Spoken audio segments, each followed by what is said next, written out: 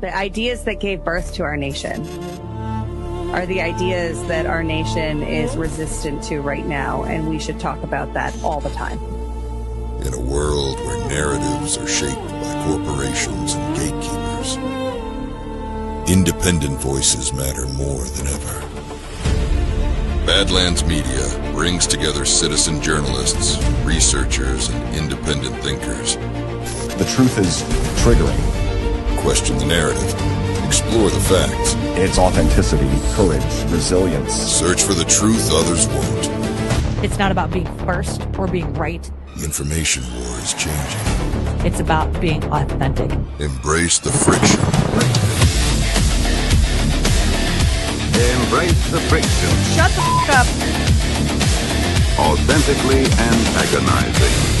Join the movement. I'm going to say how I feel. Follow Badlands Media. This is about the future. The Badlands. What are the Badlands? Explain those Badlands. That's a hell of a name.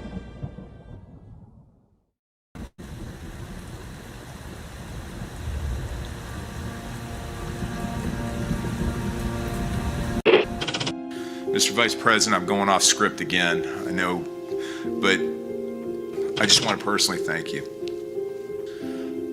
We've been through some stuff.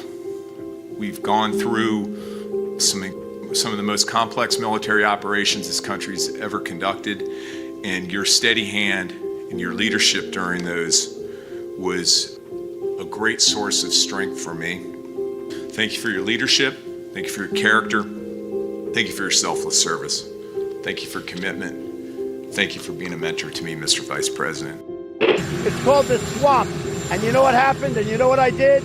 A big favor. I caught the swamp. I caught them all. Let's see what happens. Nobody else could have done that but me.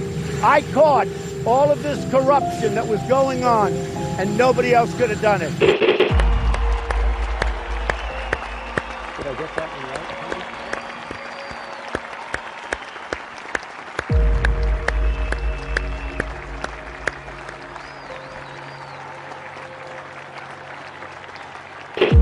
Every 4 years, we gather on these steps to carry out the orderly and peaceful transfer of power. Today's ceremony, however, has very special meaning, because today we are not merely transferring power from one administration to another, but we are transferring power from Washington, D.C., and giving it back to you, the people. For too long, a small group in our nation's capital has reaped the rewards of government, while the people have borne the cost. Washington flourished, but the people did not share in its wealth. This American carnage stops right here and stops right now. The forgotten men and women of our country will be forgotten no longer. From this day forward, a new vision will govern our land. From this day forward, it's going to be only America first. This is a president of the United States who is a danger to the republic. America first. He knows he's an illegitimate president. The oath of office I take today is an oath of allegiance to all Americans. The great Trump recovery. America will never be a socialist country. I will fight for you with every breath in my body. Russia, Russian, pro-Russian, Russian, the Russians. Russia. And I will never, ever let you down. A dangerous virus is spreading rapidly in China, and U.S. officials are very worried that it could come here. This is really the worst attack we've ever had. This is worse than Pearl Harbor. This is worse than the World Trade Center. There's never been an attack like this. The time for empty talk is over.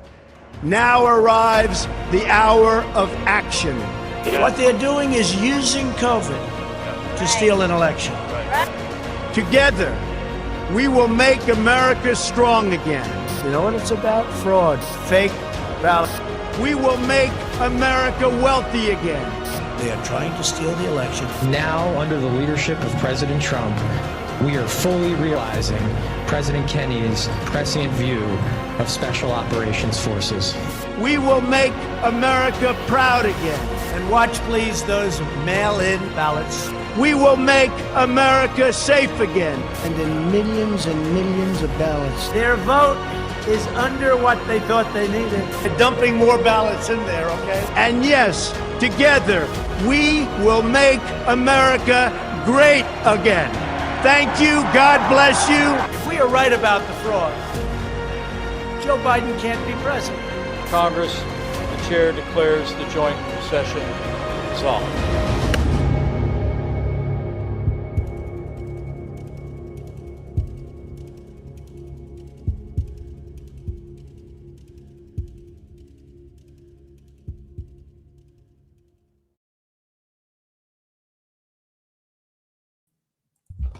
Well, good evening, everybody, and welcome to the Saturday edition of the Devolution Power Hour. As always, I'm joined by Chris Paul. Chris, how's your weekend going, man?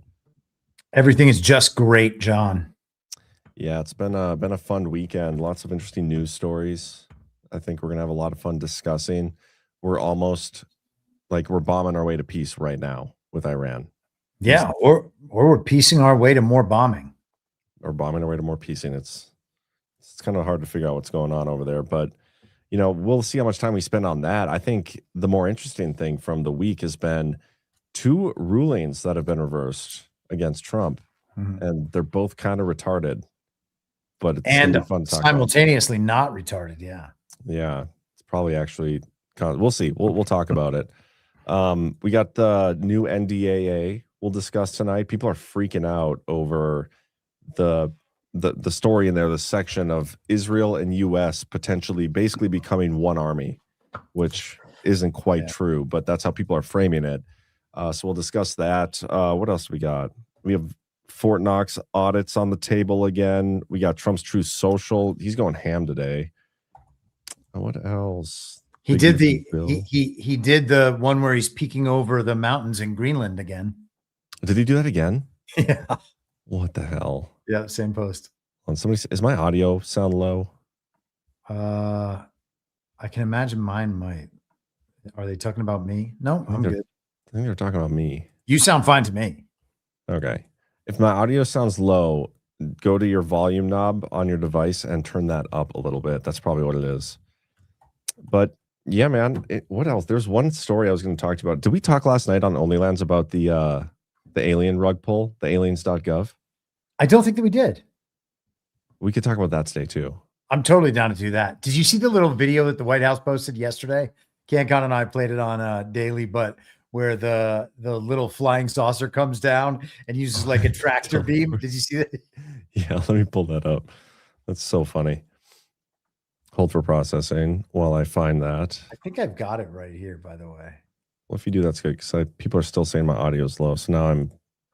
Yeah, this will take me 2 seconds. I'll just do this. By the way, if we've been having some issues with Rumble lately, and so I just want to remind everybody, we are live on YouTube. You should probably just have that open in the background anyway, because it's very helpful to us.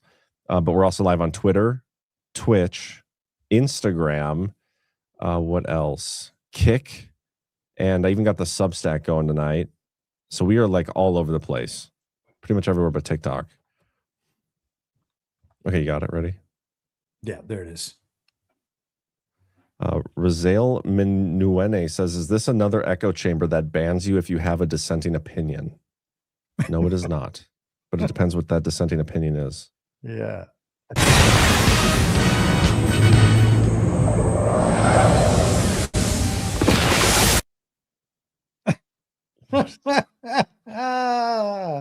The aliens are here. The flying saucers here to remove an alien and send him back over the border. Do we even have a border wall yet? I don't think they finished that, have they? Who knows, man?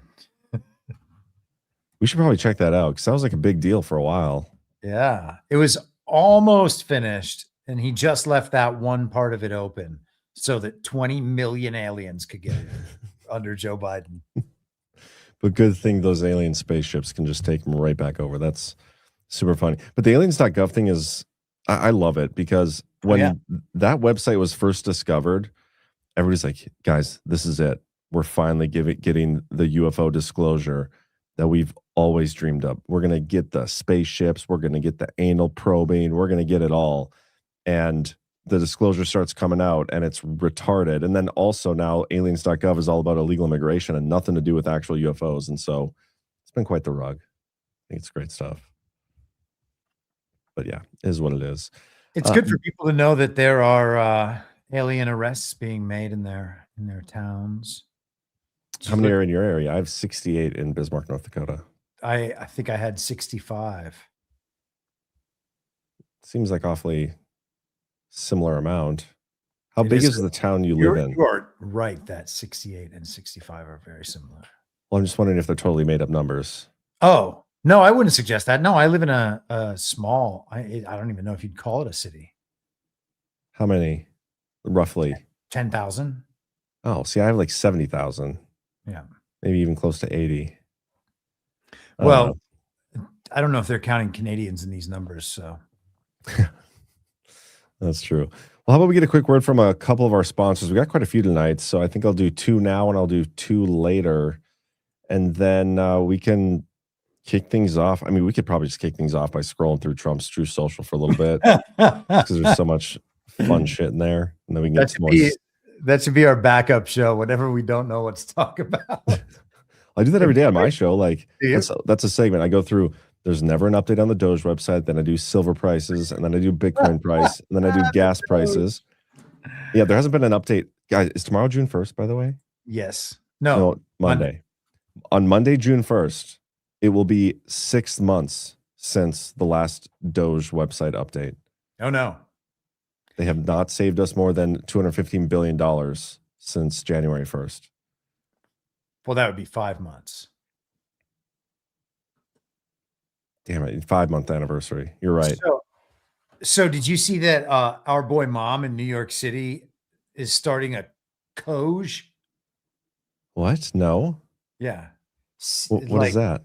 It's Doge, but with a C. Communism? I don't know. Let me see if I can find it. I know I posted it earlier in the week. Yeah, I have not seen that. I thought he was like doing a Commission on Government Efficiency. That's retarded. I thought he was like doing a like, hey, apartment complex owners, we're taking your apartments now and giving it to the people who live there, pretty much. He wants to take more of their money, but make sure that it's spent more efficiently. Yeah, I have heard that the government is really good at making sure money is spent efficiently, so that'll work really well. Well, see Gavin News. When you're planning on taking more of the people's money, it's good to let them know that you're not going to waste it, even though you know that you are going to waste it. Yeah. Are they doing the billionaire tax too, like California is planning on? I would never pay attention to that. Yeah. My favorite Gavin Newsom story this week was him being like, if that IRS slush fund gets given to anybody in California, those tax dollars, we are going to tax it 100%. We're just going to straight up seal. They're not even hiding it anymore. I love it. Do it. Let's see the court battle over it. I love how they say that Trump can't charge tariffs, and then they just go out declaring 100% taxes. Yeah, it's ridiculous. But the slush fund doesn't even exist as of right now because a judge reopened the case. Instead of a settlement where the government would potentially pay less money, the judge is like, yeah, we're going to reopen this $10 billion case. That's one of the stories we're going to talk about tonight. But first up, we have Lean as a sponsor tonight. Everybody's talking about those weight loss injections because the results are so dramatic. They work by lowering your blood sugar and reducing your appetite. But what if you're looking to lose weight, but you're not interested in those painful weekly injections, especially when you hear about some of those intense side effects? That's why doctors created a weight loss supplement called Lean, and the results are remarkable. The studied ingredients in Lean have been shown to lower your blood sugar, burn fat by converting it into energy, and curb your appetite and cravings so you're not as hungry. But listen, Lean is not for the casual dieter with a few pounds to lose. The doctors at Brickhouse Nutrition created Lean for the frustrated dieters with 10 or more pounds to lose. So we can get you started with 20% off and free rush shipping so you can add lean to your healthy diet and exercise plan. Visit takelean.com and enter DPH for your discount. That's promo code DPH at takelean.com. And we also got Frequency Apps, one of the sponsors of tonight's show. Everything must go at Frequency Apps. This is your chance to stock up before inventory is gone. Frequency Apps created easy-to-apply wellness patches designed for everyday support with no messy creams, complicated routines, or harsh ingredients. Simply apply a patch and enjoy round-the-clock convenience wherever life takes you. Choose from over 50 patch options for support with weight management, stress, discomfort, sleep, focus, hormone balance, immune support, and more. Whether you're trying Frequency Apps for the first time or grabbing your favorites before they're gone, now is the time to save. During this liquidation event, Frequency Apps is giving our audience a 15-day supply completely free. That's right, you can get up to a full 45 days of relief for the price of just 30 days. So don't wait. Shop the liquidation sale now and grab your favorites before they disappear. Go to badlandsmedia.tv/patches today. No coupon needed. Simple, safe, and natural. Start your journey to better health now. And this offer does exclude ACG, GLP-1, and Plastigon patches. All right. Oh, man, we got a new member over on YouTube. Look at that. Texas Jules. Love you, Texas Jules. So cool to see we can actually get people subscribed on YouTube these days. Man, times are a-changing. Indeed. But probably my favorite, I mean, and this is hard to choose, but a couple weeks ago, maybe even last week, we talked about the drone port on top of the White House. We got a glimpse of what it's going to look like now. I love that it just has the most basic font ever, and it just says drone port. I wonder who does these memes, because this is what they all look like. They have a picture of something ridiculous and then just the text above. It's like Trump is making these himself. Yeah, he could. I mean, maybe he stands there or sits there with the dictation feature and is like the White House roof, but all white with drone port. Oh, so funny. I want to go through a couple of pictures before we come back to the 250th celebration. He did all the whole She photo album. He did a few of them, and he did Prince Charles, a couple of those. Oh. Did you not see these? Well, sometimes I scroll past when they're just pictures. Yeah. Unless they're like him shooting off his lasers from the space station in the sky. Yeah, what about this one, the Master and Commander look? That's pretty awesome, especially because he's talking about people getting discombobulated. Hell yeah. I love the two ships at the bottom too. Like, you know, I feel like this one on the right is probably no longer being used, but right now that ship could take on the entire Iran Navy since it doesn't exist anymore. Yeah, they're all at the bottom of the sea floating there. Yeah. This is one we could talk about since we're on it. Trump posts this, time to physically audit Fort Knox, and it's linking to a story of the CIA officer who was arrested after the feds find $40 million worth of gold bars stashed at his home. The whole auditing Fort Knox thing started in like March of 2025 or something. I don't even remember who was the first. I think might have been Elon Musk was the first one to mention it. And then Trump's like, yeah, we'll definitely do it. And then it's never happened. I feel like it can't be that difficult to just go there and audit it. But what's weird to me about this story is if anybody's read the CIA thing, he didn't get the gold from Fort Knox. Like he was running ops and they gave him money, which he was supposed to go use to make payments to informants or part of the ops he's doing. And he asked for gold bars and he just never used them. He just kept them. And part of the story is like, yeah, it's really weird. Normally we just use diamonds for that. Why would he use gold bars? Why is the CIA getting money in the first place to like pay off for ops like this? Like how much money are they spending on just their ops? It's so weird. Like this is two people that they're running their ops with, like informants or whatever they might be. Yeah, so nothing to do with Fort Knox yet. Trump is saying, let's go audit Fort Knox, which I bet we never will. I mean, you're asking the right question. Where is all of that meant to be going? Obviously, it didn't go to a place, but to have gold bars because you need to run intelligence ops, like who's getting the gold bars? Who's on the other end of that? I think it was Burning Bright and I did, gosh, I can't remember why can't I remember the name of the film? 13 Hours, I think it's called. The Michael Bay film where he does the Benghazi. That's right. Yes. And there's a scene in that where one of the intelligence agents is getting some Middle Easterner to like relay information, and they give him like a Lamborghini or something. And so just thinking about like that model, that's what this sounds like. Yeah. I don't know. It's also stupid, but hey, the more people talking about auditing Fort Knox, I don't think that's a bad thing, because I would love to see it happen at some point. I think we supposedly have at prices right now like $670 billion there or something. But Trump is loving sharing these memes too. Like, this is what happened under Biden. This is what happened under Trump. Biden, Trump, Biden. Then in that toothpaste one, like in the first picture, it's the toothpaste in prison, and the second picture, it's the criminals in prison. That's so funny. And Trump talks about that in his speeches too. Yeah, and he's got a little Colgate up on the side. Man, the same font in all of these. This is It's like he's putting them in a Word document, and that's where he makes his memes. So ridiculous. Wow. CDC prisoner? CDC, isn't that like Center for Disease Control? Oh. I mean, it could be like Colorado Department of Corrections. I don't know how that. I guess it could be. Somebody stealing TVs versus somebody getting arrested in the condiment aisle. It's good stuff.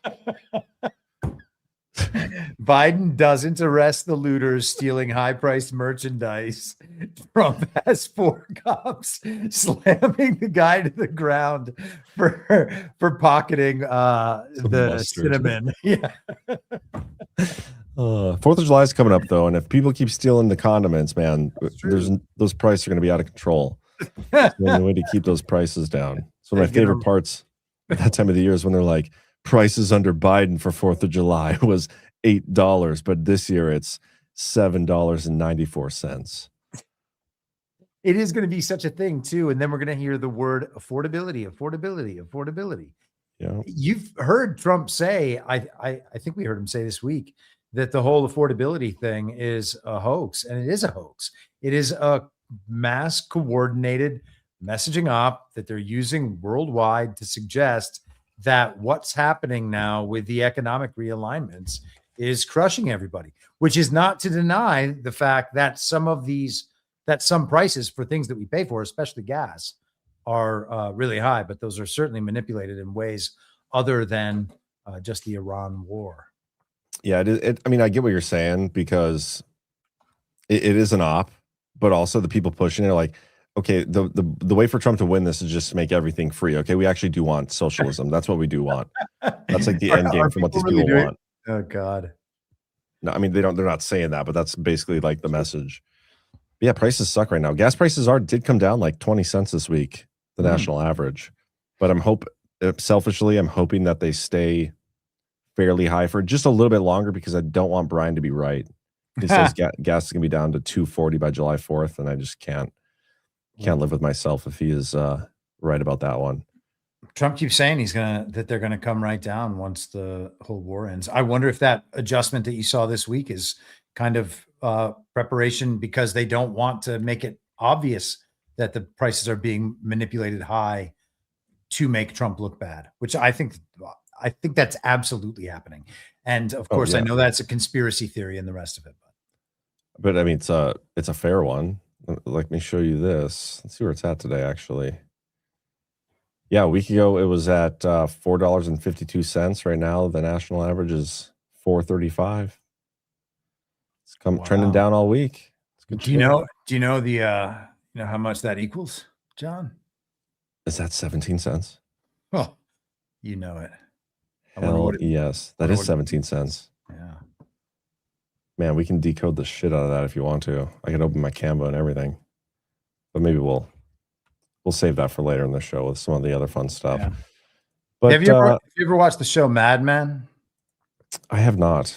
Oh, it's fantastic. But I just realized that Don Draper's New York apartment toward the end of the show 17B. Thought about decoding that. Is he? That's how long the plan's been going since Mad Men. Part of the plan? Probably. I saw a video today where somebody was like, the Q's no longer happening because Trump's ruling got reversed or something. Well, didn't you send that video? Yeah, I don't even know if it was a video. I just read the text in the post. But yeah, it was like that Trump's going down with the ship, that the end's not for everyone. And what that means is that Trump is going to be the bad guy in the end. And actually that's a point of view that's totally worth talking about. Oh yeah. I think we have talked about that before. Like Trump final boss type situation. Yeah. And I don't think that that's what it is, but it could be. And it also could be like, so Peter Thiel, for instance, went to Stanford and studied there, he claims, with Rene Girard, who's a philosopher. And one of his key ideas is about crowd dynamics and the purpose of a scapegoat. And he relates that to Christianity and the rest of it. But I could imagine Peter Thiel, if he was somehow behind writing a certain part of the Great Reset script, and it seems like that's entirely possible. Yeah. That part of that would be to have a scapegoat that you can load all of the responsibility for all this bad stuff that people are upset about, load it all into this one character, and then flush that character. All of that goes away with it. And then we can have the preordained golden age. And then after having that thought, I was thinking it's interesting because, you know, we talk often about how they're trying to kind of turn Trump into Hitler. And then Thiel actually just escaped to Argentina this past week. And interestingly, his dad, Klaus Thiel, took the family out of post-Nazi Germany and moved them to kind of a Nazi enclave in Namibia. So the fact that he is going to the place that Nazis escaped to is not entirely surprising. But I was thinking that Hitler is kind of, so part of what Rene Girard talks about is that like Jesus Christ was the perfect scapegoat in one of these scenarios because he was, and different than other scapegoats in prior lore and mythology and the rest of it, because he was legitimately actually innocent. And most of the scapegoats bear some responsibility and are just given all the responsibility so that no one else has to take it. Sure. And I was thinking, you know, Trump is probably in the middle there somewhere, but you know, who's on the other end of the spectrum from Jesus is Hitler. And they, I mean, Hitler's responsible for all the evil. And if evil arises in the world at any point, you can say it's like Hitler, that is Hitler. It's just the like inverted scapegoat model. It's Girard's scapegoat model for Jesus inverted. And so I could expect that that's how they would want Trump's role in that script to end. Is that kind of like him taking all the slings and arrows for us? It would be that, yeah. Wow, that's another decode, man. You're just on fire right now with the decodes. A couple more True Social posts. Get in, loser. We're going losing. I think that's a classic meme. Look at all those losers in there. Trump, by the way, I think endorsed Nancy Mace's challenger for her primary. I think that happened yesterday. And then Nancy Mace was out saying that she has seen the names in the Epstein files and that it will shock you to see the names. And that seems like the next level of that anti-Trump op. And yeah, isn't I think it funny that all these people were like Trump supporters? Yeah, Massey has been saying the same thing about those names, yet for some reason has never, like, okay, you've seen the names. Why aren't you telling us on them? Like, why not come out and just be like, yeah, let me shock you with these names that are going to shock you? Well, they ruined the very serious investigations that are ongoing. Yeah. You know, I do wonder, though, would Trump have endorsed Nancy Mace had she actually shown her tits on the floor of Congress like she promised?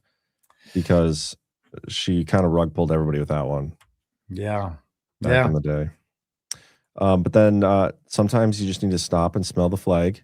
This is a great one. Oh man. And then fourth, Trump Gotta has get that one up there. Yeah. We'll I always eventually. thought he was going to be on the other end of that, but hey, maybe it's good there. It just kind of depends where you got room for it. Yeah, they should have made his face a little bigger than that. Yeah, they probably should have made it not look like they just like took a picture and superimposed on there. Like, it doesn't look like it was carved into the side of the mountain like the rest of them. But hey, it's just a picture. It's not the real thing quite yet.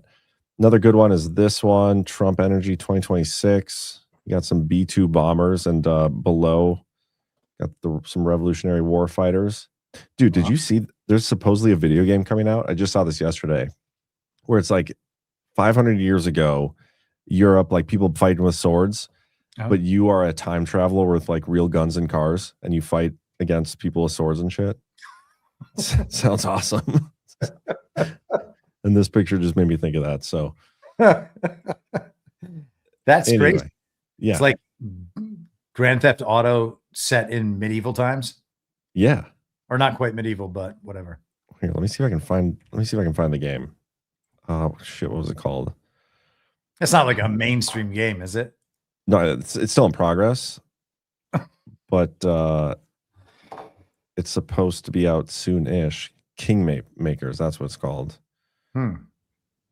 Here's the official trailer. Do you take all your futuristic? Oh well, whatever. What was that? No, I was going to ask you a question about it, but I can just watch this. Yeah, and this is all I know about it, so I don't have any answers. We don't know where he came from, but I'll tell you, he built our village into a city. He's the one who trained our army, who grew us into an empire. I don't know where he's from, but if you think you can stop him, you're already dead.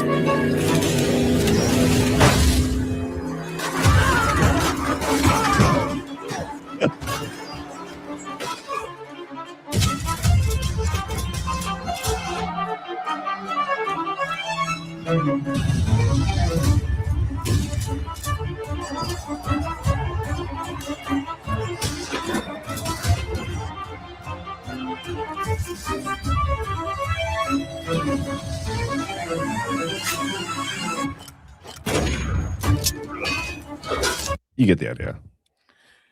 I mean, it looks fun. Yeah, it does. I don't know how we got there, but I think that's all the true social pictures. It was the B-2s with the Revolutionary War fighters. Yeah, that's right. Yeah. He's crushing it with these pictures. He is. Trump Peace Prize. Oh, by the way, it was a while ago on my show, and maybe I wasn't even I'm sure I wasn't the first one to talk about this, but it was back when he got snubbed again for the Nobel Peace Prize. And I remember specifically saying, like, Trump is going to create his own, like, Nobel Peace Prize competitor called the Trump Peace Prize. Nice. And I need to find, somebody needs to find that and clip that for me, because that'd be fun to post. And he got the FIFA Peace Prize, which is very prestigious. That thing was super demonic. Wasn't that the one where like the zombie hands are coming out and grabbing everything? I don't remember. I don't know. You don't remember that? No. I do. FIFA Peace Prize trophy. Yeah, here. Wow. How could you forget? And it's funny because it's FIFA where they use their feet to kick the ball, but this is all hands. Real stupid. They didn't think that one through. But let's read this. So a lot of attention today on social media in the last couple of days. I think it was Martina McBride or something, which I can't even think of a single song that she sings, but she apparently backed out of the America 250 party, which has led to other people backing out of the America 250 party. And so instead of that, we're going to get Trump. Hopefully he comes out and actually like sings or something, but it sounds like he might just do a speech. This is what he said. I understand artists are getting the yips having to do their performance on Wednesday. So I'm thinking about bringing the #1 attraction anywhere in the world, the man who gets much larger audiences than Elvis in his prime, and he does so without a guitar, the man who loves our country more than anyone else, and the man who some say is the greatest president in history, the GOAT, Donald J. Trump. He talks about himself like this. To take the place of these highly paid third-rate artists and give a major speech rallying the country forward like I have done ever since being president, 2 years ago, the United States was dead. Now we have the hottest country anywhere in the world. I don't want so-called artists that get paid far too much money who aren't happy.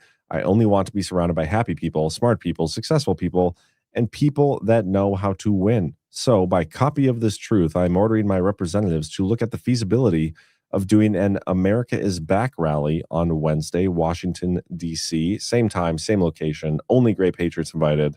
It will be a wild and beautiful celebration of America. President Donald J. Trump. And this is meant to be this coming Wednesday? Or was this like a Wednesday and closer to 4th of July? Anyway. I think it's not for a couple Wednesdays yet. This reminded me immediately of the post announcing the gathering on January 6th, 2021. Everybody got to be there. It's going to be wild. Yeah. I love how he truths. He's like, you know what? I have this great idea. I'm going to do this. By the way, hey team, I haven't talked to you personally yet, but please read this truth post and do what I'm asking you to do by copy of this truth. I did see some people like Matt Walsh. Let me see if I can find it. I'm just thinking of this now, but he had some super gay post in response to this. While you're looking for that, damn it, I just completely forgot what I was going to say. This is what he said. I found it already. There you go. Nice work. I'm actually pretty pissed at how badly they bungled the America 250. First, they tried to invite Milli Vanilli and a bunch of other absurdly washed-up geriatric one-hit wonders. Then when that didn't work, they decided to convert the event into a Trump rally where Trump will talk about himself for 90 minutes. This should have been a massive, raucous celebration of the country and its 250-year history. Now it will be a political rally identical to the 10 million other ones we've already seen. So that's just Matt Walsh going back to his normal form as somebody who like despises Donald Trump and all his supporters. Yeah. It's really crazy that these people like ever pretend that they are aligned. And it's always like conservatives have to rally around this position that we have. Well, we all have to be unified. You MAGAs, you have to agree with us and soften your tone. And then as soon as it's something that he doesn't like, it's like he's out front leading the charge. Everybody who spends all their time on Twitter and farms attention by getting angry at Donald Trump loves this sort of thing because they get to amplify this. Oh, it's his very responsible middle of the road approach. I know that people will find this appealing and unoffensive. What I was going to say though, is that I find it interesting that that's kind of like this allusion, at least to January 6th. I mean, he's framing it the same way. It's going to be in the same place. He's inviting a bunch of people to the heart of Washington, D.C., the federal city, which is basically being taken over. We're in the midst right now of, and it looks like the most psyop-y thing imaginable. It's even being covered nonstop by BG on the scene. But they're doing ICE protests in that dude like films every live action psyop all around the country. I don't know how he gets to all these things so spontaneously, but he's there filming the ICE protests in New Jersey. Oh, I did see that. Yeah.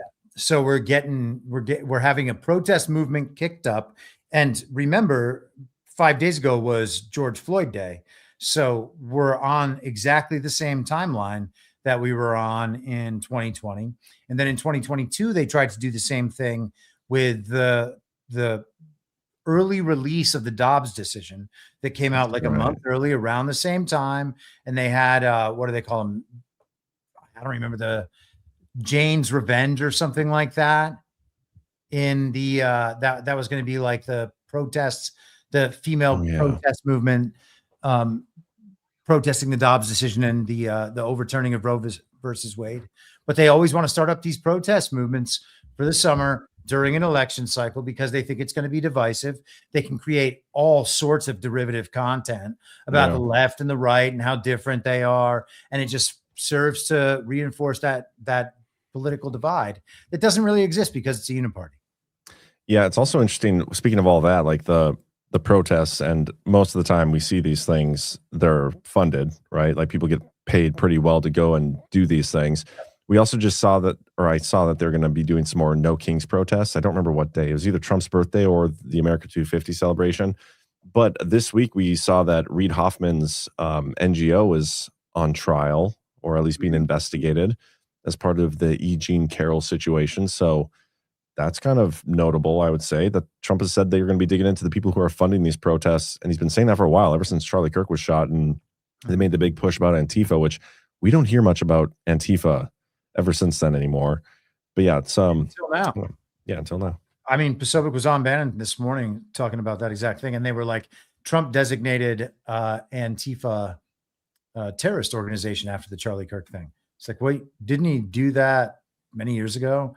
And of course, if you look that up, it gets fact checked and it's not official-ish enough. Yeah, well, and that's true. He tasked twice the DOJ to look into Antifa to see if they should be designated as a terrorist organization. And then they finally were. But the way he did it even wasn't, it was, what did he do? I'm trying to remember. Well, kind of, but he had I remember me and Brent were talking about, now I can't remember. I'm gonna have to look it up. But the way he did it, it's like, well, he can't do anything here with this. Like, I think he charged him as, or he named him as a domestic terror organization, which there wasn't any like laws in our books on that anyway. Like, it was also weird and so silly. But yeah, there's one more post here from Matt Walsh I'll read. I think this is the one he had even before the last one I read. You really can't imagine a better way to celebrate our nation's 250th birthday than listening to Trump giving a speech for the 10,000th time. Not sure I believe you. At any rate, America's birthday should not be about Trump. He isn't the star. The country is. So he's big mad that Trump is going to do this. Super gay. If Trump saves America from this global entity, he is absolutely the star of the 250th birthday. Oh, 100%. He probably won't have it saved by then, but still, and give the man do whatever the hell he wants. I just love that it pisses off everybody. That's what I love about it. It pisses off the left, and it pisses off the Uniparty, and it pisses off conning grifters like Matt Walsh. Like, I love it. They can all stay mad. Yeah. Could care less. But let's move on. Let's go to, speaking of people hating Trump, we could dive into this article for a little bit. Oh, yeah. From The Atlantic. Trump might already be a lame duck. And then we could spin this into that video clip that you sent from. Let's maybe do those two first and we'll get to this. Okay, let's do that. Do you have those pulled up? Because I don't. Yeah. Well, which one are you talking about? Because it sounds like maybe you're talking about one that you've already seen, and I'm talking about two that I saw on that Bannon had as part of the cold open this week. But I think it's post Paxton election coverage, and I thought it was just exemplary of the thing that we were talking about a few times over the last couple of months about how this seems like it's going to be a replay of the 2022 election cycle, where we're going to get the big red wave, and then all of a sudden we don't get the big red wave, and it's all Trump's fault for pushing the MAGA candidates to the fore. And then the next step is to try to get rid of Trump because he's now ruined the Republican Party. And so I thought both of these were pretty much in line with let's do those, and then let's do the big beautiful bill one. Okay. And then lame duck, because they all tie together. Cool. Actually, and then we got to do the hold on. Let's have even. Damn it! I'm gonna find that other clip. Let's just do this one right now. Okay. Shit, man. We're editing on the fly. Hey, that's okay. All right, let's do this. I'd rather have a problem of like having too much to talk about, that we have so much shit to like pull together, than not have enough to talk about. Yeah. We thought that Trump was a passing moment, and now it feels far more existential. I mean, that's one thing. Okay, we're gonna keep talking about the Salarico strategy, but Jim, what about you? What are these? I mean, this was an absolute shellacking blowout. I don't know what you want to call it. What do you think it means? Well, it means that Donald Trump is clearly in charge of the modern Republican Party, and he gets whatever he wants whenever he wants it in the primary. Now, the problem is that we're about to go into a general election season, and he continues to want to nominate the worst candidates. You talked about this earlier. They are spending hundreds of millions of dollars trying to prop up Trump's slate of deluded Republicans here. And the question is, in the general, they will need every single dollar they can get their hands on. You know, and Jen, you talked about the turnout, and I think it's really interesting. In the elections, we've seen over 100 elections since Trump came in office. Democrats Democrats are overperforming by about 10 points. But when you look at why, it is because Republicans are not turning out in massive numbers. Their people aren't angry, as Chuck was saying. They're getting kind of everything they want. And that's with normal Republicans. You put a guy like Ken Paxton at the top of the ticket, it's not that suddenly a bunch of Republicans may vote Democratic. Maybe that happens, but probably what happens is that a whole bunch of people just don't vote. And we'll take it whatever we can get it. Because when you try to get to 50%, you'll take it any way you can get it. I mean, it's just the same election analysis year after year after year after year after year. Turnout and demographics. They don't have anything else to say about any of this. And as soon as you know that elections are rigged, and truthfully much worse than that, none of this shit makes any sense. I mean, this stuff is just so dumb.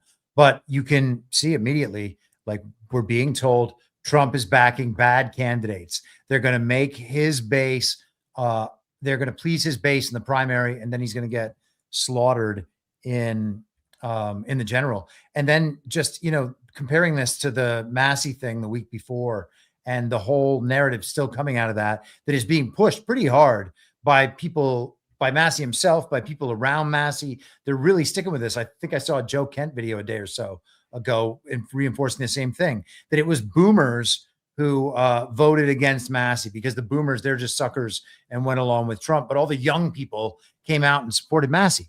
Okay, well, did that happen? Did young people come out and support Massey in the fake election? And then if the boomers are so powerful in Kentucky and they're the only ones that get motivated to come out and vote, why didn't John Cornyn win in Texas? Oh, it's just the Trump endorsement? And I'm fine that it's the Trump endorsement, but the idea then that it's also this demographic thing, I just don't get it, man. Ken Paxton is like the young guy there. So I don't know. Yeah. Speaking of the elections and the polls and how much bullshit they are, I think it's so funny.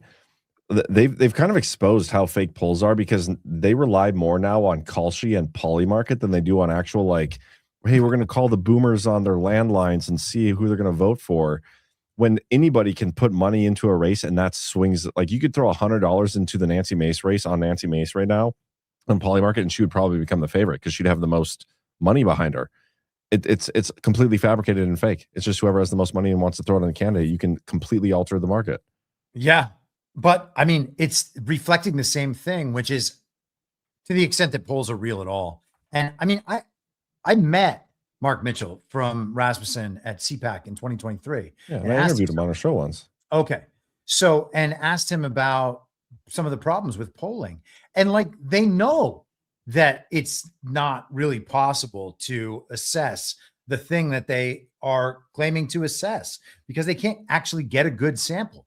But either way, even if they were 100% above board and the polls were accurate and reflective of what people actually thought, that would be a reflection of what they saw on the television and what they believed about what they saw. And by television, I also mean the screen in your hand, the screen on your desk. It doesn't matter which screen it comes through. It's all the same mediation and projection of the same story.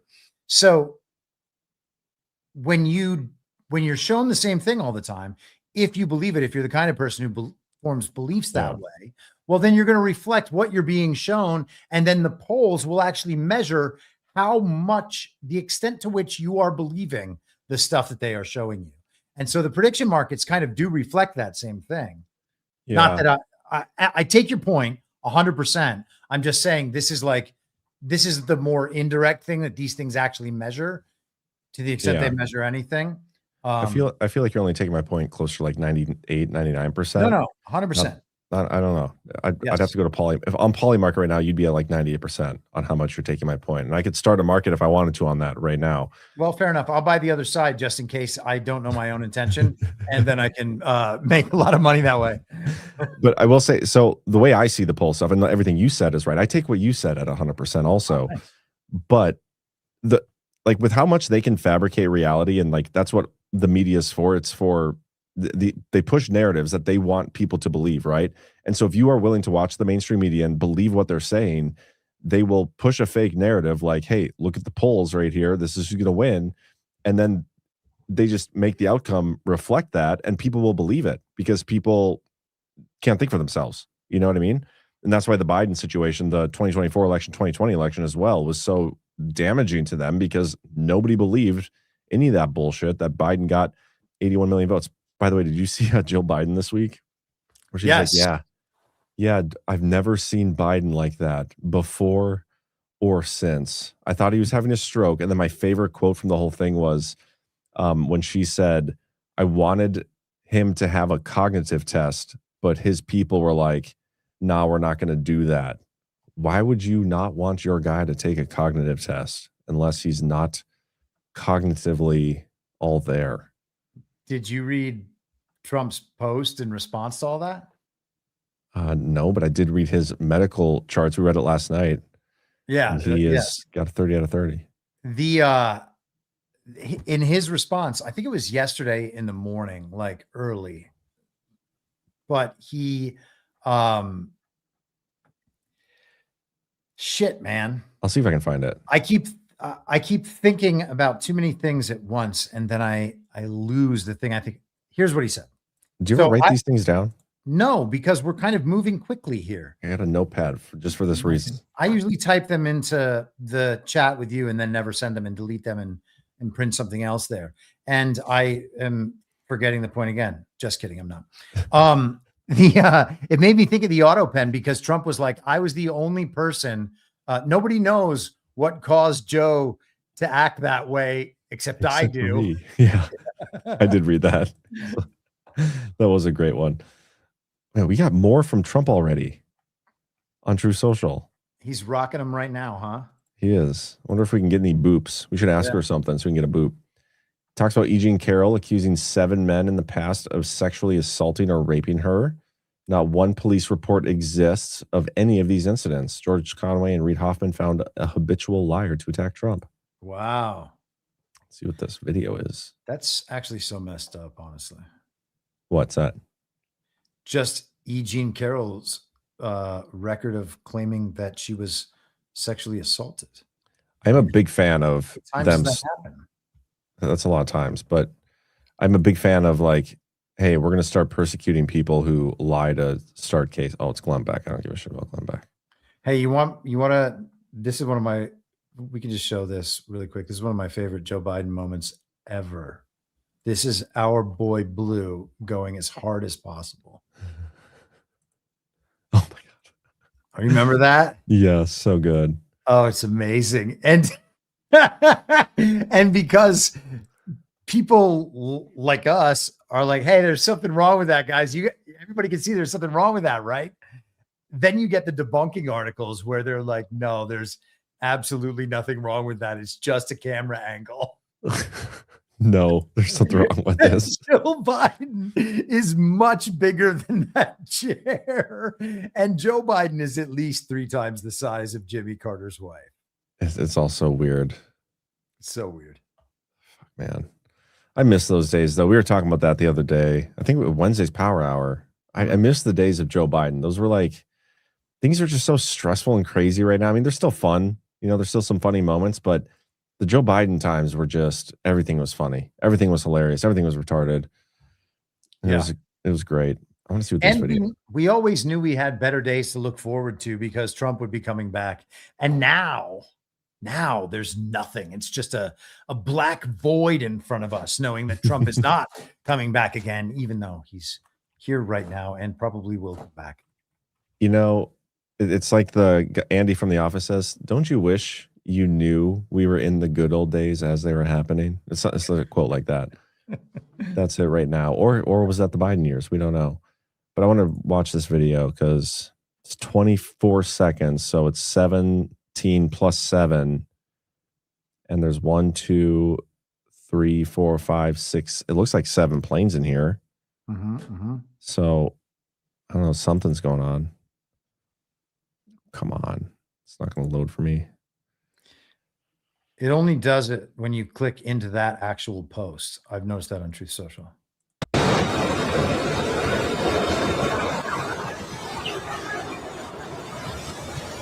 Oh, way more than 7.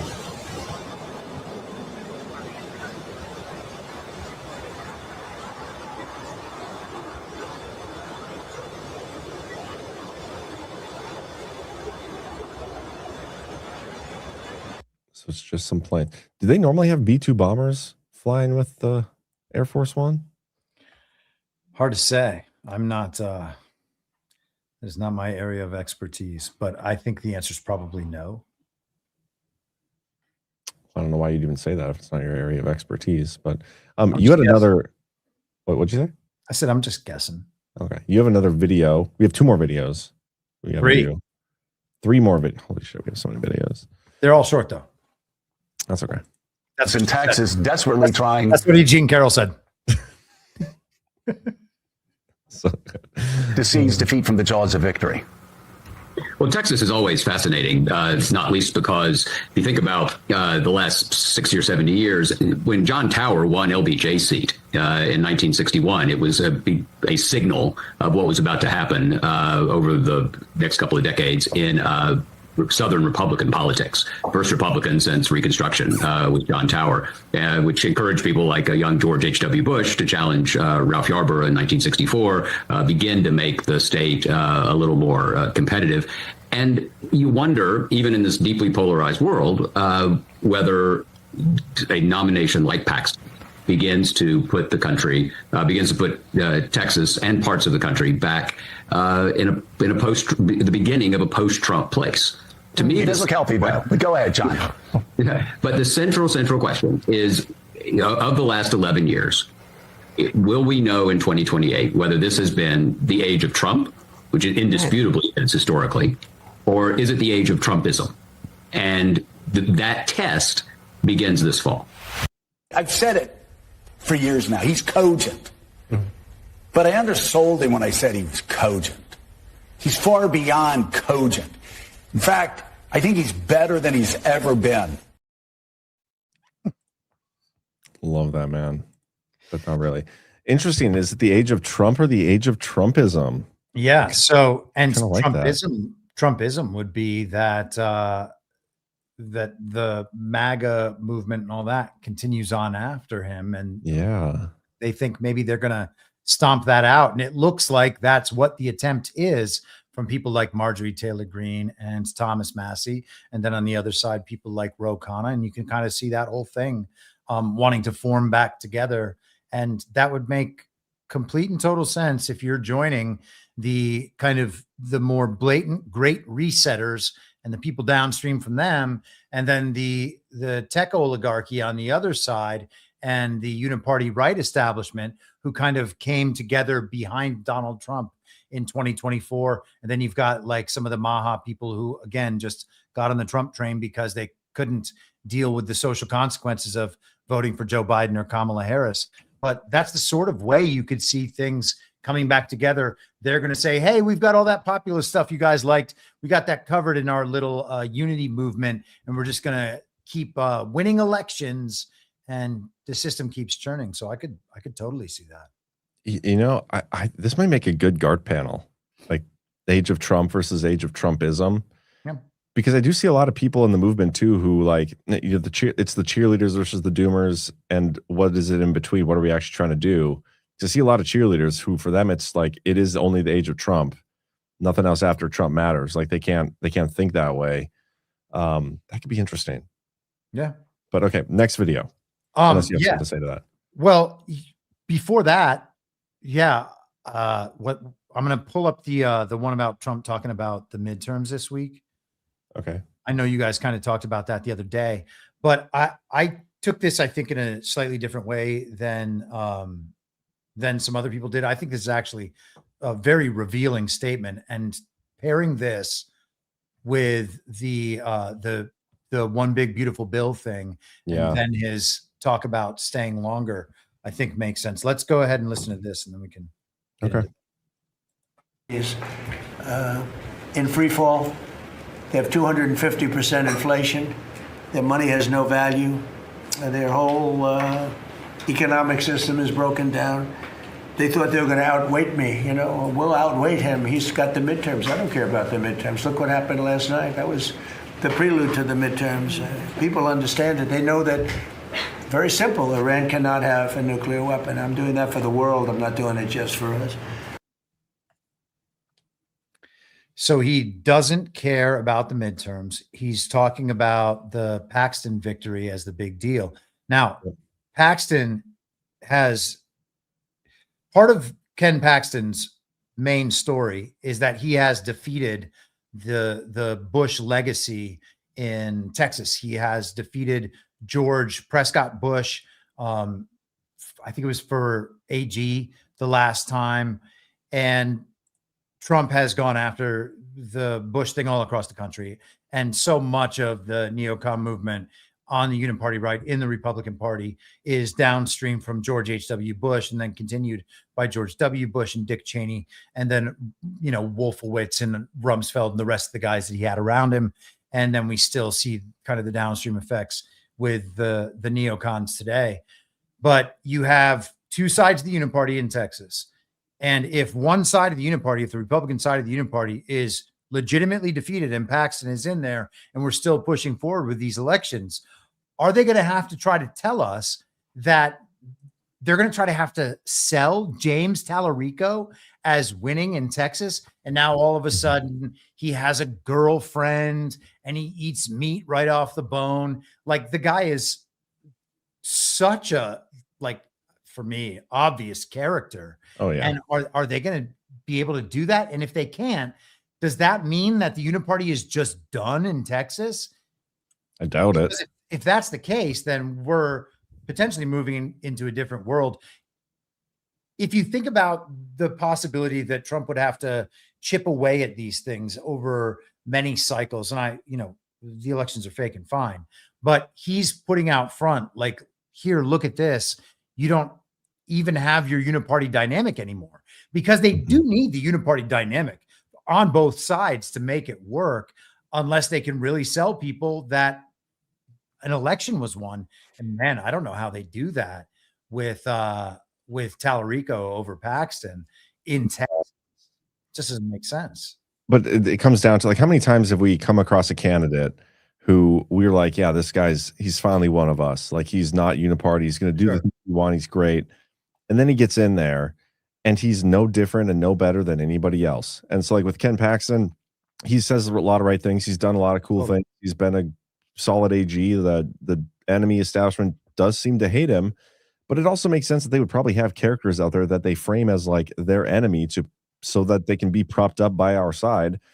So I don't know if he's one of those guys. And Tallarico it's funny, they're calling him a tranny. I think Trump himself has been like, he's a tranny, but I don't know if he is, but his girlfriend he met his girlfriend at a gay bar and she's a vegan. That's like the big attack they're using against him right now. Yeah.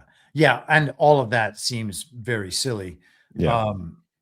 As far as Paxton goes, I mean, he was the guy that brought the lawsuit after the 2020 election, states challenging the results of elections in other states. And we were told that was dismissed and went nowhere. Well, there's a lot of things from that period that we still kind of leave open questions. And I don't know if that's one of them for you, but it certainly is for me. Oh, for sure. And, I can totally get down with what you're saying about Paxton, and maybe that's true. And maybe that's the right take ultimately. And we'll find out hopefully this fall, but I hold out hope that there's something else going on there, because Trump, I think when he makes a comment like that in that cabinet meeting where he says, I don't care about the midterms. Well, of course he doesn't. What he needed to prove is already proven. And, I hope that the midterms are canceled, but I found that powerful. So are you on the Paxton rug? Did we finally find a rug you're on? No. I like Ken Paxton, but I assume the story's going to play out however it plays out. So yeah, I'm just trying to figure out what the hell's going on in a bigger picture way. Yeah, no, you're making good points. When it comes to the 2020 election stuff, a lot of those lawsuits were designed to fail. Like, they weren't written good. And that's like one of those, was that on purpose because Trump wanted it that way, or was that on purpose to sabotage Trump by people who weren't actually trying to help fight the election stuff? Like, how many times have we seen people who claim to be out there fighting for election integrity and election stuff, and they all end up being ops, and none of them are good people? We don't know if that's Ken Paxton. And again, guys, I'm just kind of playing devil's advocate here, because sometimes I feel like my role is to center people with their, beliefs of one side or the other with anybody. I personally like Ken Paxton. Had you made an argument on the other side of it, I probably would have made the argument you made. But it's I don't know. We'll see what happens. I think you're making a good point though. Is this a race where they're kind of screwed, kind of like they were with Trump. Like you either expose your election fraud or you lose Texas. But then they just move into, I think you said this on a Power Hour a couple weeks ago with Spencer Pratt.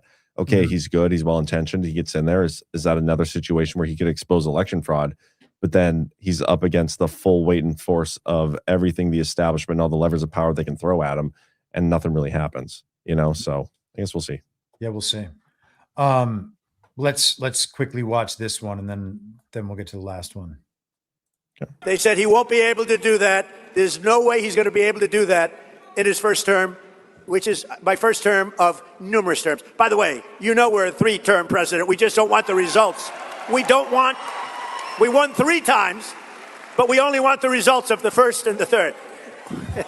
I know.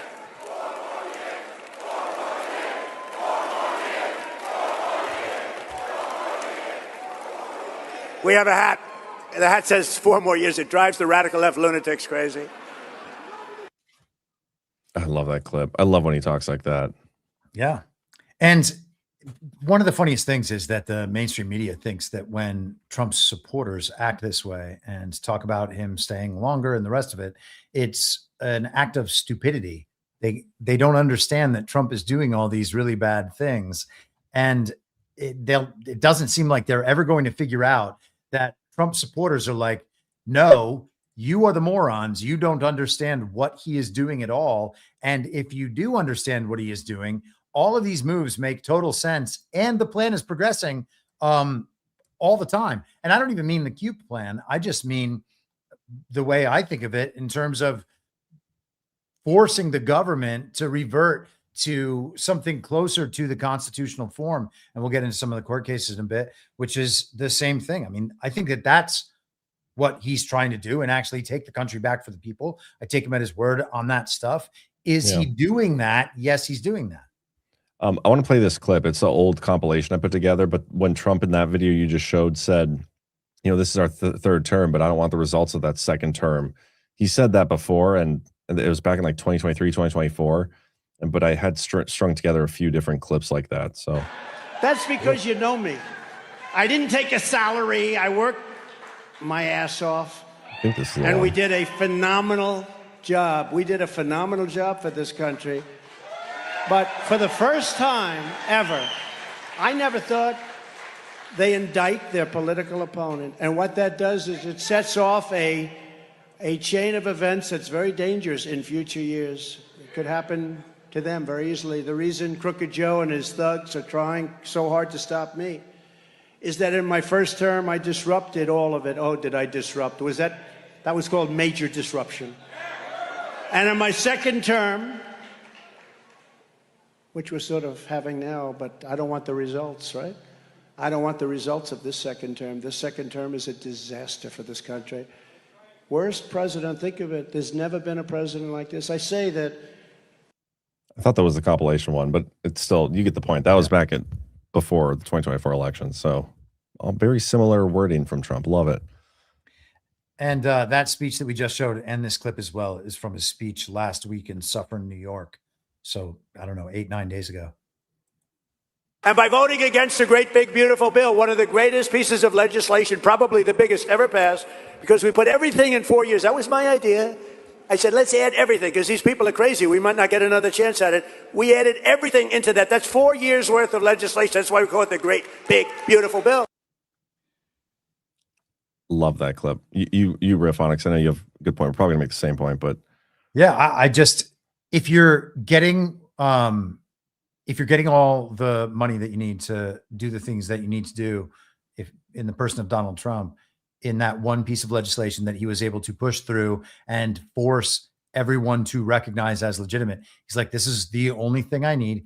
Well, it's proof that he has no interest in the Congress. He's not working with the Congress. He doesn't care about the makeup of the Congress, which means he doesn't care about the midterms. Why is all of that true? Because elections are fake, because the Congress is illegitimate. And I know still, even with this stuff, people will be like, oh, I can't believe that. Trump's just like shooting from the hip and improvising and saying dumb shit.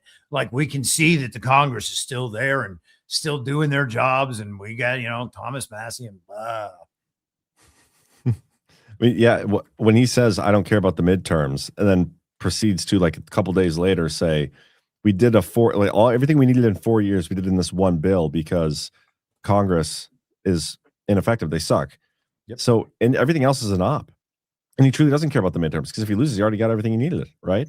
I did see he signed 2 other bills into law. I think that was that just the other day? I wonder what they were. He signed one bill where he authorized the increase of the retirement age for members of the Capitol Police.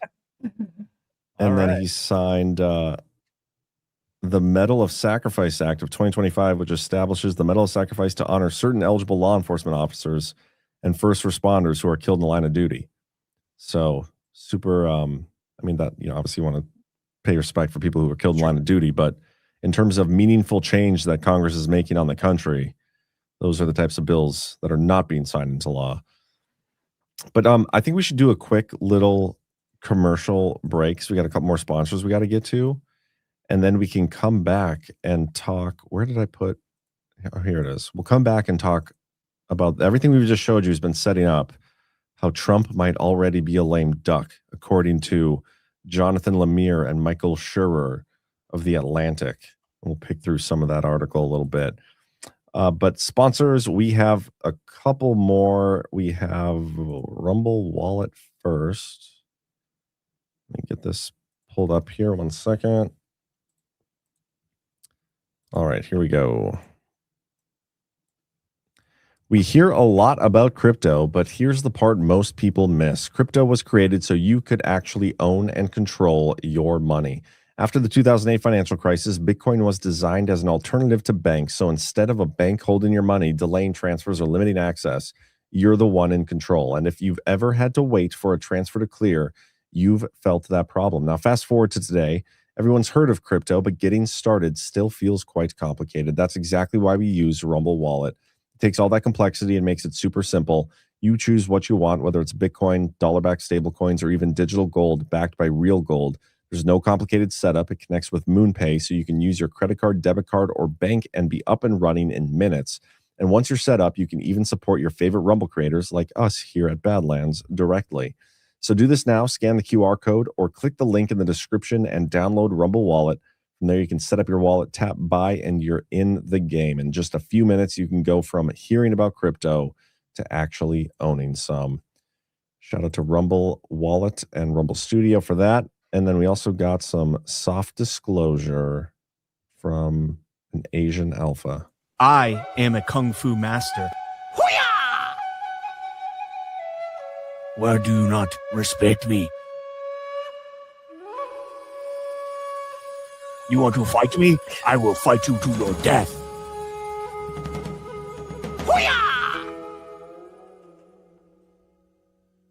Do you want to tame the mane that is your ugly beard? Do you want your beard to feel silky smooth?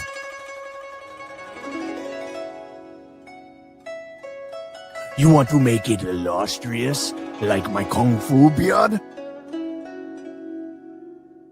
Then you need soft disclosure, beard oil.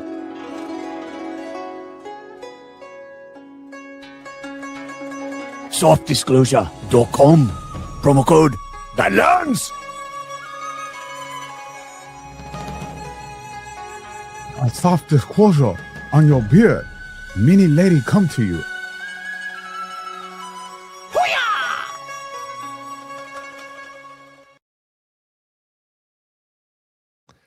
Softdisclosure.com. Just to address a couple comments in the chat, I'm seeing people who are upset they can't rewind. That's probably our bad. I think when you create the show on Rumble, there's a little box you click, and I think we probably accidentally clicked or didn't click that box, whichever one it is. And so after the show's over, you'll be able to rewind, but you can also go over to YouTube, and I'll post that link in here right now. And you can watch over there, which you guys should all just go click into there and hit the thumbs up anyway. If you wouldn't mind helping us out, that does help with the analytics over there. But all right, let's get into this, man. Trump might already be a lame duck. Victories for his candidates in GOP primaries could serve to hasten the president's political decline. President Trump has never really cared about the Republican Party per se. He basks in its adulation, glass on, and it's beneficial to him when the GOP controls Congress. I disagree with that, considering how little they actually get done for him.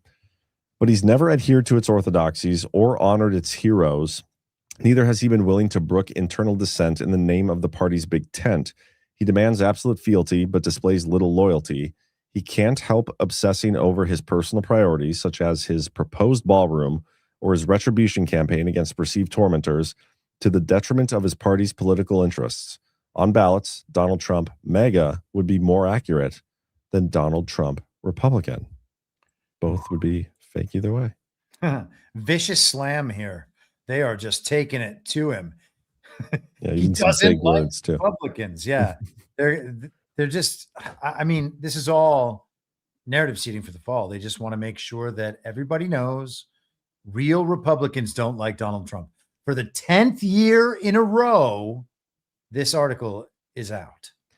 And who reads the Atlantic? I'm assuming it's mostly establishment left-leaning people. That's right. Yeah. Like no mega people read this, so I don't know who their target audience is with this. Like the people who read the Bulwark, the people who wanted to go out and campaign for Nikki Haley. That's who the target market is. Yeah, and the reason we're reading it, by the way, is because a lot of what's going on right now is psyops, right? The military spending $340 million on psyops this next year. And we're combating that by pointing them out in these articles, which we'll get to that a little bit later. With little more than 5 months to the midterms, that divergence between what Trump thinks is good for Trump and what is good for the Republican Party has never been wider. This was so silly that they think Trump gives a shit about the Republican Party. I don't know why I guess that's what they're trying to pretend, but well, yeah, and they have to pretend that, because if that's not the case, then the election narrative doesn't work. If it doesn't matter to the president whether or not the House and the Senate have majorities aligned with his party, the whole thing falls apart. Like, all of this is contingent on all the rest of it. Yep. Trump's priorities appear in many ways to be hurting the GOP's chances in November, when it already faces stiff odds of keeping control of Congress. And this is funny because I don't know. I see odds all over the map. I see some places saying it's going to be a red wave. Some people say it's going to be a blue wave. They can't get their story straight, which is probably because nobody knows what the hell is going on. The war he started with Iran put Americans' economic struggles front and center when the price of gasoline jumped. Any semblance of a national legislative agenda has evaporated as he pushes long-shot bills that his own party declines to take forward. That's funny. I think he does that intentionally. We've talked about that before. When he attaches, what do we talk about with the Save America Act? No transgender for everyone. Yep. No trannies or mutilization. Yep. His obsession with construction in and around Washington, D.C., it is safe to say, doesn't suggest a chief executive focused on the problems of everyday citizens.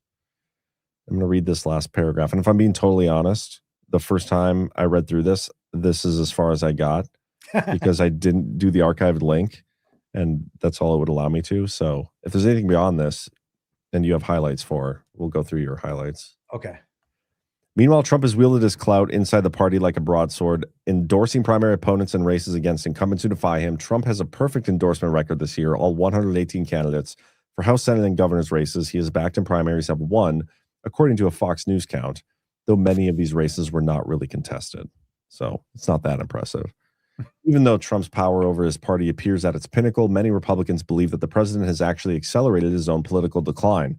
Many of those primary winners may struggle in November, darkening the GOP's prospects for keeping control of Congress, and at least some of the defeated incumbents who will serve on Capitol Hill until next January now feel liberated to push back on what they dislike in Trump's agenda. Others in the Senate who are not up for re-election are bitter about the president's role in their colleagues' defeat and have shown little interest in helping him pursue his personal grievance campaign. And this is, I love how they frame this as like it's Trump's fault Trump can't get his agenda passed, yet Where was it before these primaries? Because none of it was passed the way Trump said he wanted it in the first place. So, but now it's Trump's fault because he primaried them. Yeah, and what sort of logic would tell these people that the establishment Republicans in the House and the Senate who feel insulted by Donald Trump, having them work against Trump is going to make Republican voters want to go out and elect the Republican establishment? Yeah, even though Trump can dominate in the primaries, like that doesn't make any sense. This is totally convoluted. These people, so I think that they just run the same program over and over and over again, every single election cycle. They tell the same stories. They analyze everything in the same ways. They have the same ups and downs. They want to take you through the emotional journey. You got to hit all the different story beats. This is going to be the story of this election cycle. Affordability, for instance, is one of them. And they're pushing on the ICE protests. So the immigration thing, they always do the same stories over and over again. This stuff is just a flop at this point because the underlying substance just isn't there. And when if Trump pulls back from this and says he doesn't care about any of this stuff, how are they going to run this? Who's going to take this seriously? That's true. Well, they will. And they'll use that as an excuse for why they lost. And is Trump already ceding the midterm losses, whatever that even means, by saying he doesn't care? He keeps endorsing people and telling people to go out and participate in the midterm. So he says both things. And I think that's why we're getting, you just mentioned a minute ago that like in some places you see that the Republicans are going to have a red wave. In some places you see the Democrats are going to have a red wave, and they have to track both of those totally incompatible stories all the way through the election cycle and present it so that either way has to make sense because they don't know what the results are going to be. I think it's amazing. This is discombobulator stuff as far as I'm concerned. Hell yeah. Master and commander. Yeah. I have more. Do you have highlights? No, I didn't highlight this one. I highlighted the other. I think this next paragraph is good. I can already tell. Yes, that's what I was going to point out. The problem is he has nobody around him who is willing to tell him, sir, the stuff you are talking about is not possible, and you are shooting yourself in the foot every time. I wish they would have said shooting yourself in the ear every time. That would have been more funny. One Republican Senate advisor told us he essentially has lame ducked himself in pursuit of retribution, and either the staff has failed to make a reasonable argument against these actions, or they have told him this and he is no longer listening. Either way, the party loses. So no one around Trump is willing to tell him this important truth, just like this Republican Senate advisor is not willing to tell us his name. I mean, that's true. These people are unbelievable. Maybe this is the staffer that got caught boinking Ben Shapiro in the Senate chambers. I didn't know that happened. You don't remember that story? Ben Shapiro? Oh, no, but that's a joke. Oh, I definitely remember the gay staffer pictures thing. Yeah. Yeah. Is that what you're talking about? Yeah. And I look like Ben Shapiro? Kind of. Oh, okay. If I can find the I think this is the story. There's one story with a bunch of pictures, and one of them with a blurred out picture looked like Ben Shapiro, hence the joke. I'll see if I can find it. Well, I guess, is there anything else you wanted to read from this? Nah, we can move on. I mean, yeah, let's move on. Okay. Got our court cases to talk about. We still have, we made it through like 2 of our subjects. I mean, that definitely looks like the back of Ben Shapiro's head, right? I don't know. It's always covered. Yeah, that's true. That's true. It's not him because it doesn't have the whatever it's called on the back. Oh, that's funny. Let's get into real quick. Let's do this. The new proposed NDAA for 2027, which I'm not mistaken, both Trump and the military are asking for $1.5 trillion because who gives a shit about the deficit and the debt? It doesn't matter. We're getting a new Trump $250 bill. We'll just drop a bunch of those on our defense spending. But the big thing people are freaking out about in this is Section 224. Let me get down to the right spot here. Section 224. This section would require the Secretary of Defense to designate an executive agent responsible for synchronizing cooperative efforts between the United States and Israel, including bilateral defense technology research, development, testing, evaluation, integration, and industrial cooperation. A lot of the framing of this, and I actually have a picture. I forgot to pull it up, but there's a picture of a tweet.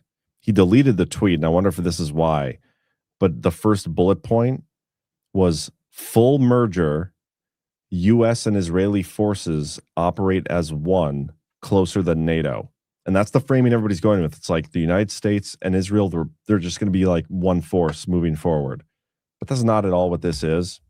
And it's really the only reason I want to go through it really quick, because what it is like our military has a whole bunch of technology and Israel has a whole bunch of technology, and we want to merge the technologies, which we're already doing anyway. So I don't understand the big deal. Like, we're doing this anyway. We're going to be doing it anyway. We're not actually combining forces. And by the way, I'm no simp for the Jews, so don't get it twisted. But I am a simp for the truth, and there seems to be an op around this a little bit. Simp for the truth is great. Yeah, I think my first reaction to this yesterday was that sounds like disclosure. This situation already exists. The 100%. Idea that we're not, like, first of all, so much of our intelligence comes from Israeli intelligence. When we hear these stories about where Iran has things stationed, especially in those first couple of weeks of the war, all of that stuff was coming from Israeli intelligence. So much of what we hear is going on in the world. Like half of Fox News reporting, probably all of Fox News reporting, is Israeli intelligence. So if we're operating on Israeli intelligence and we're sharing intelligence and we are sharing the same defense manufacturing base and the same like defense industrial companies like Palantir, for instance, what does this change? If anything, like the op that's happening right now where everybody's getting pissed off about it, and maybe they stop doing it because of that, maybe that changes a little bit. But really, like, we use all of the only thing Israeli intelligence like doesn't have access to is Iran's go-kart plans. Like, that's the only thing they can't seem to figure out is when they're going to launch those attacks. But otherwise, they're like freaking everywhere. The go-kart thing, man.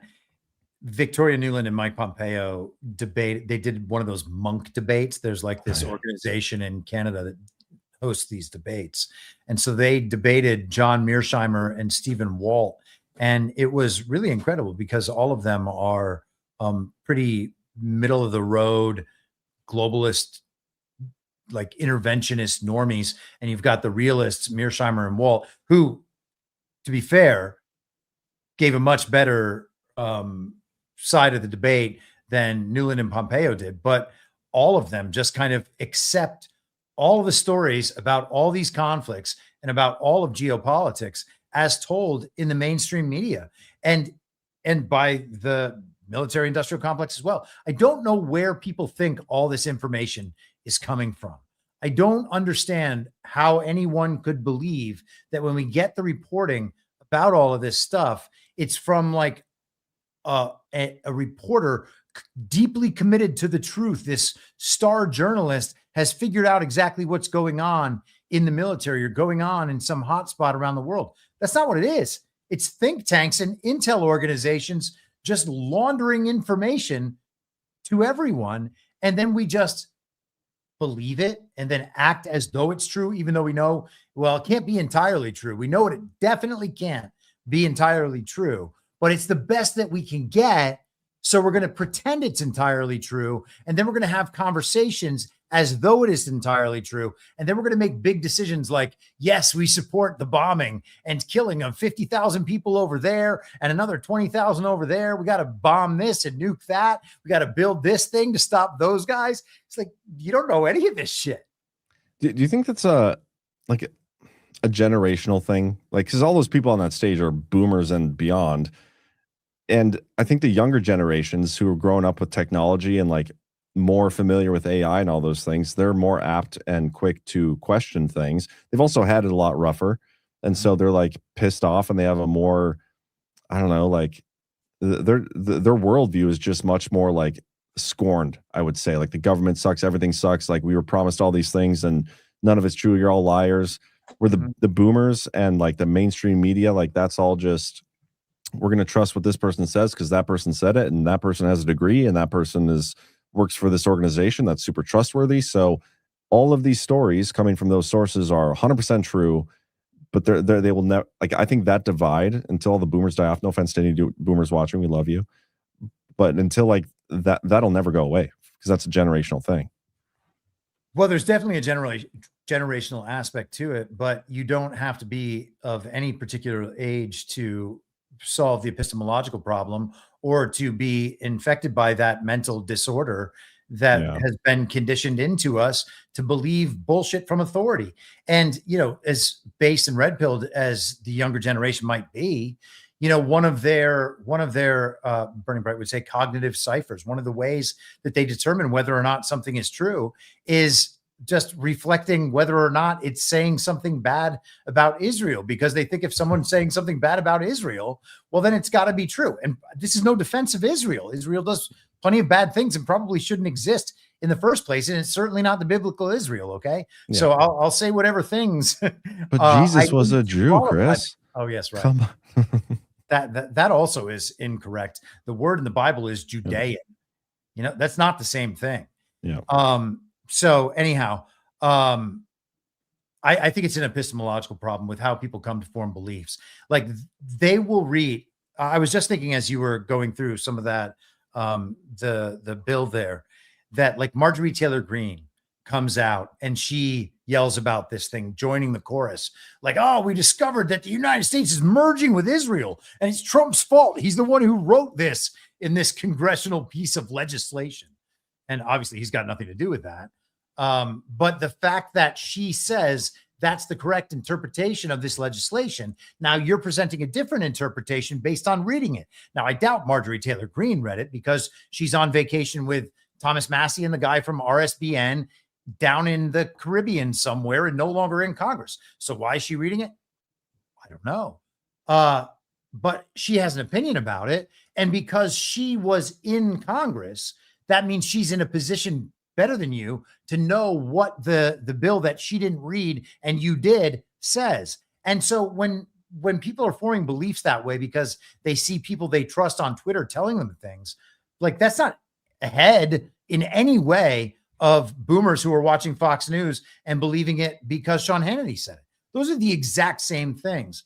And so there's people, there's like based and red-pilled 22-year-olds who believe the same bullshit. Yeah, and this is the post that that you're talking about. Section 224 of the 2027 NDAA, National Defense Authorization Act, integrates the U.S. military with the Israeli military. This is what complete capture to a foreign government looks like, and there hasn't been a single shot fired. And this is the story that's making the rounds. Would all but fuse the two countries' armed forces together. Again, I find myself having to do this a lot with a lot of these bills that come out. It's like, okay, this is the story being pushed. I'm going to read it. Let's see if it actually says that. And it never, ever actually says the thing that they want. It's all an op. And Marjorie Taylor Greene has definitely been positioned as like now everything she has to do and say is against Trump. Everything that happens in the world is always like, I'm going to turn this into an anti-Trump story.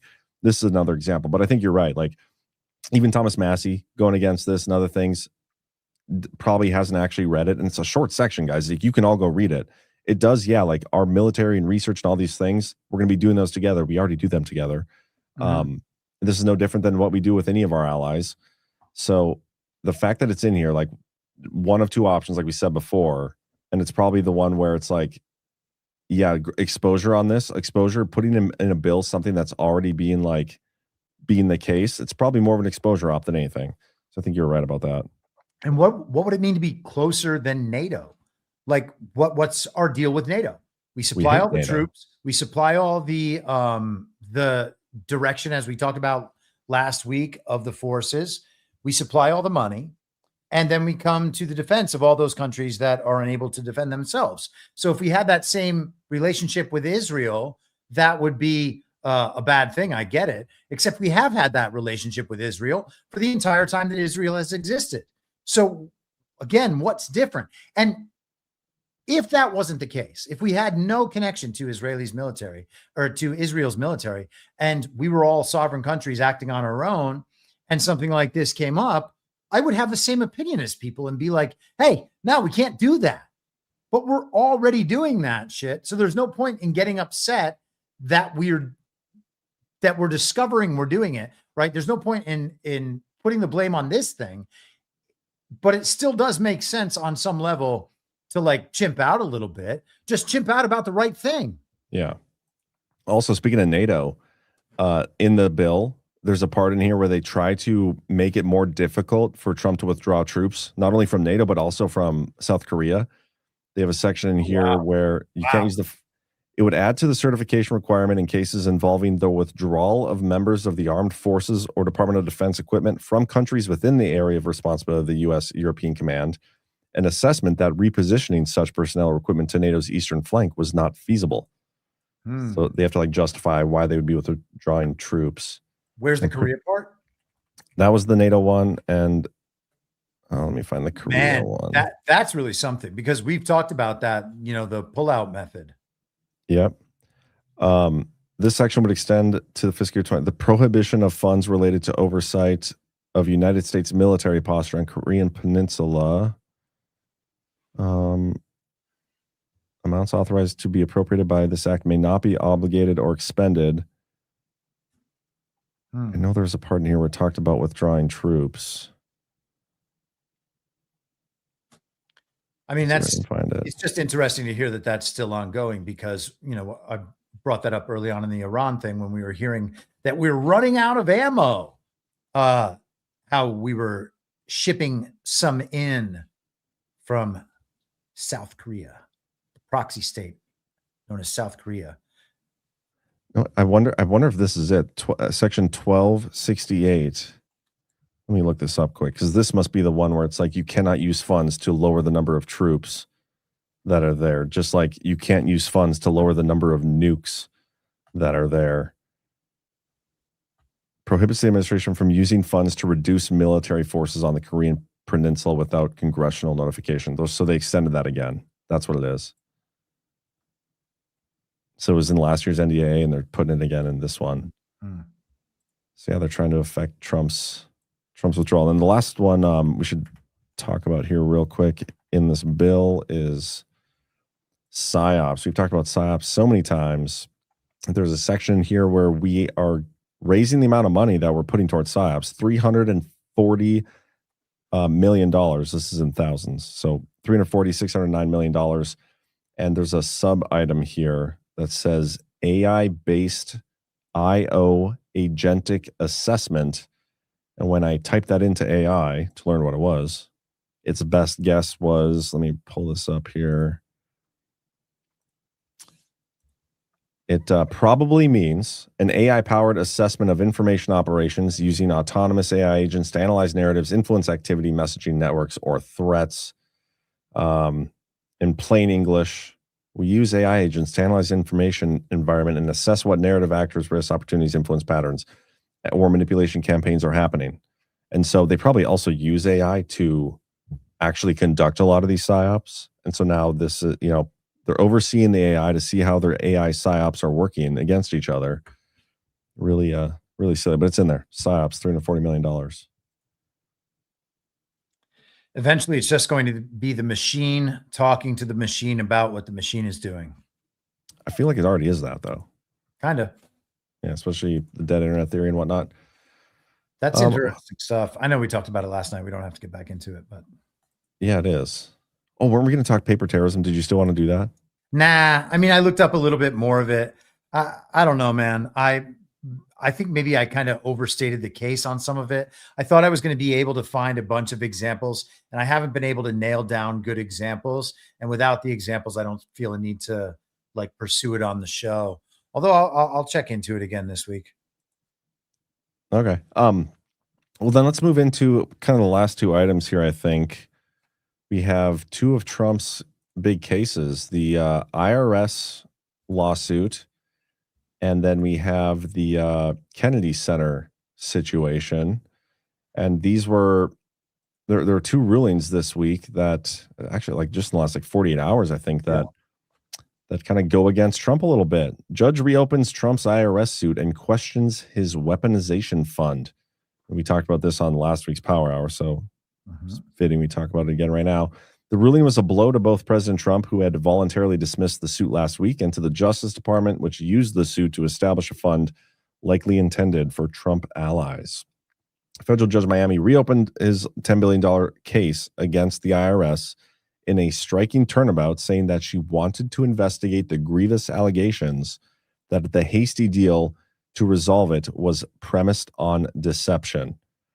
And if I'm not mistaken, the case was originally agreed to, and she's like, yeah, that's cool. Yeah, the ruling by judge on Friday to revive the case shortly after closing it was a big blow to Trump, who had voluntarily dismissed the suit last week, and to the Justice Department. After the president withdrew the suit, senior department officials released a pair of extraordinary agreements that settled the case by establishing a $1.8 billion fund to compensate people who claimed they were victims of the government. It also conferred lucrative tax benefits on Mr. Trump, his family, and his businesses. And then the response came that she wants to dig into the details of the agreement to settle it. And I don't know if there's anything else you want me to point out. Later on, it says that she asserted that she was empowered to investigate serious misconduct in any case before her, and ordered Mr. Trump's lawyers to tell her by June 12th whether the lawsuit should be formally reopened because the court was the victim of a fraud. So this could be interesting. Yeah, the fraud would be that the case was for the purpose of getting this settlement in order for Trump to cover his tracks with the IRS, and that the DOJ could settle with Trump on the government's behalf. And so I was thinking about this, and I was like, that kind of sounds like something that we heard about in the aftermath of the 2020 election.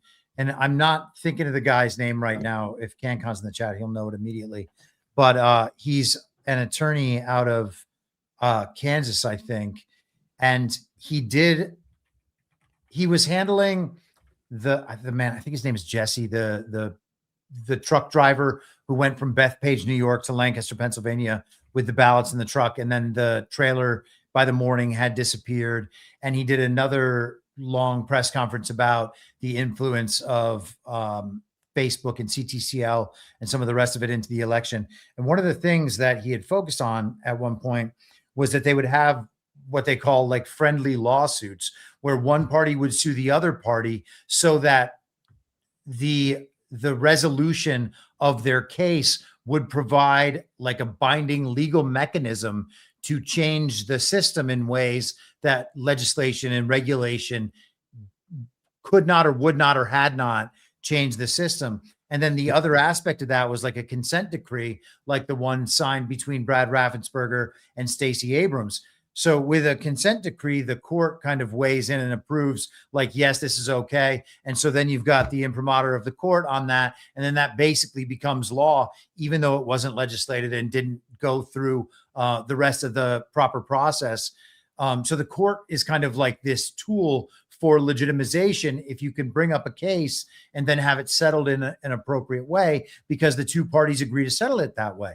And so the claim here is that that sort of thing is going on, that the two parties, Trump and the DOJ, colluded to protect Trump from the IRS. And that's what happened with all this. But that doesn't explain the $1.8 billion or Trump asking for $10 billion and this settlement still coming. So, I mean, there's surely more to this than that, but that's what kind of perked my ear.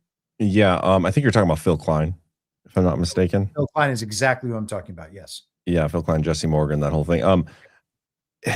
I still don't know what I even want to think about this case, because when Trump first sued the IRS for this amount of money, I was like, man, $10 billion for that? That seems like that's a little steep. And there's been multiple times where Trump has sued the government while he's in the government. And I've been like, I don't know. I don't know, bro. Don't love this, but let's see what happens. And then they like the optics of this originally were just not great. Like there's no way around that. Like you sue the government, you settle with your own DOJ for a huge number, even though you're not getting that money. The optics aren't great. It's hard to argue against that stuff. So there might be something bigger going on here. I don't know where it is yet. I haven't had a chance to actually read through her ruling, which I want to do. And I haven't looked at any of the other case filings in the case. So maybe there's something more interesting in there. But yeah, I mean, the optics of this aren't great. And I think, there are opportunities where Trump will do things because he knows the optics aren't great. Like he'll lean into them.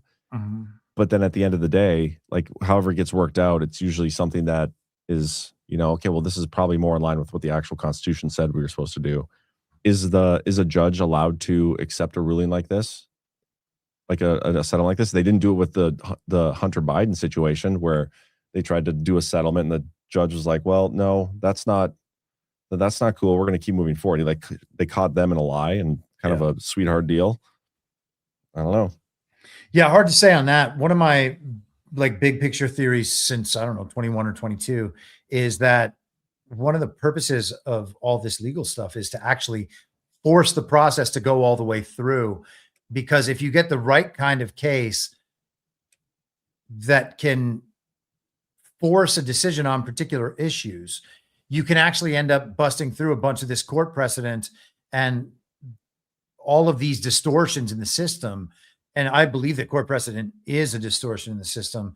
The Supreme Court is supposed to be deciding cases relative to the Constitution. They have no requirement whatsoever, aside from tradition, to go along to follow stare decisis and go along with court precedent. And Clarence Thomas has kind of started talking about some more of that more recently, and some of the older precedent stuff that's been around for like Humphrey's executor since I think 1935.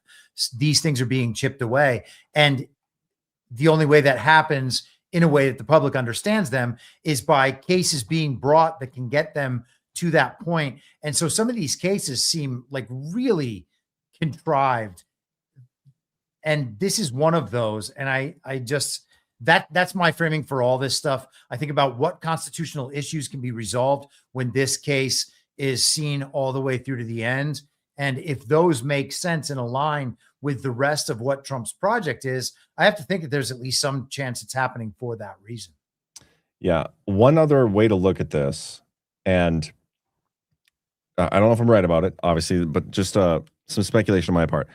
There's a real possibility that there are people surrounding Trump that are not actually trying to work to the benefit of Trump, right? Like they're actually working against him, even though they're pretending to be allies.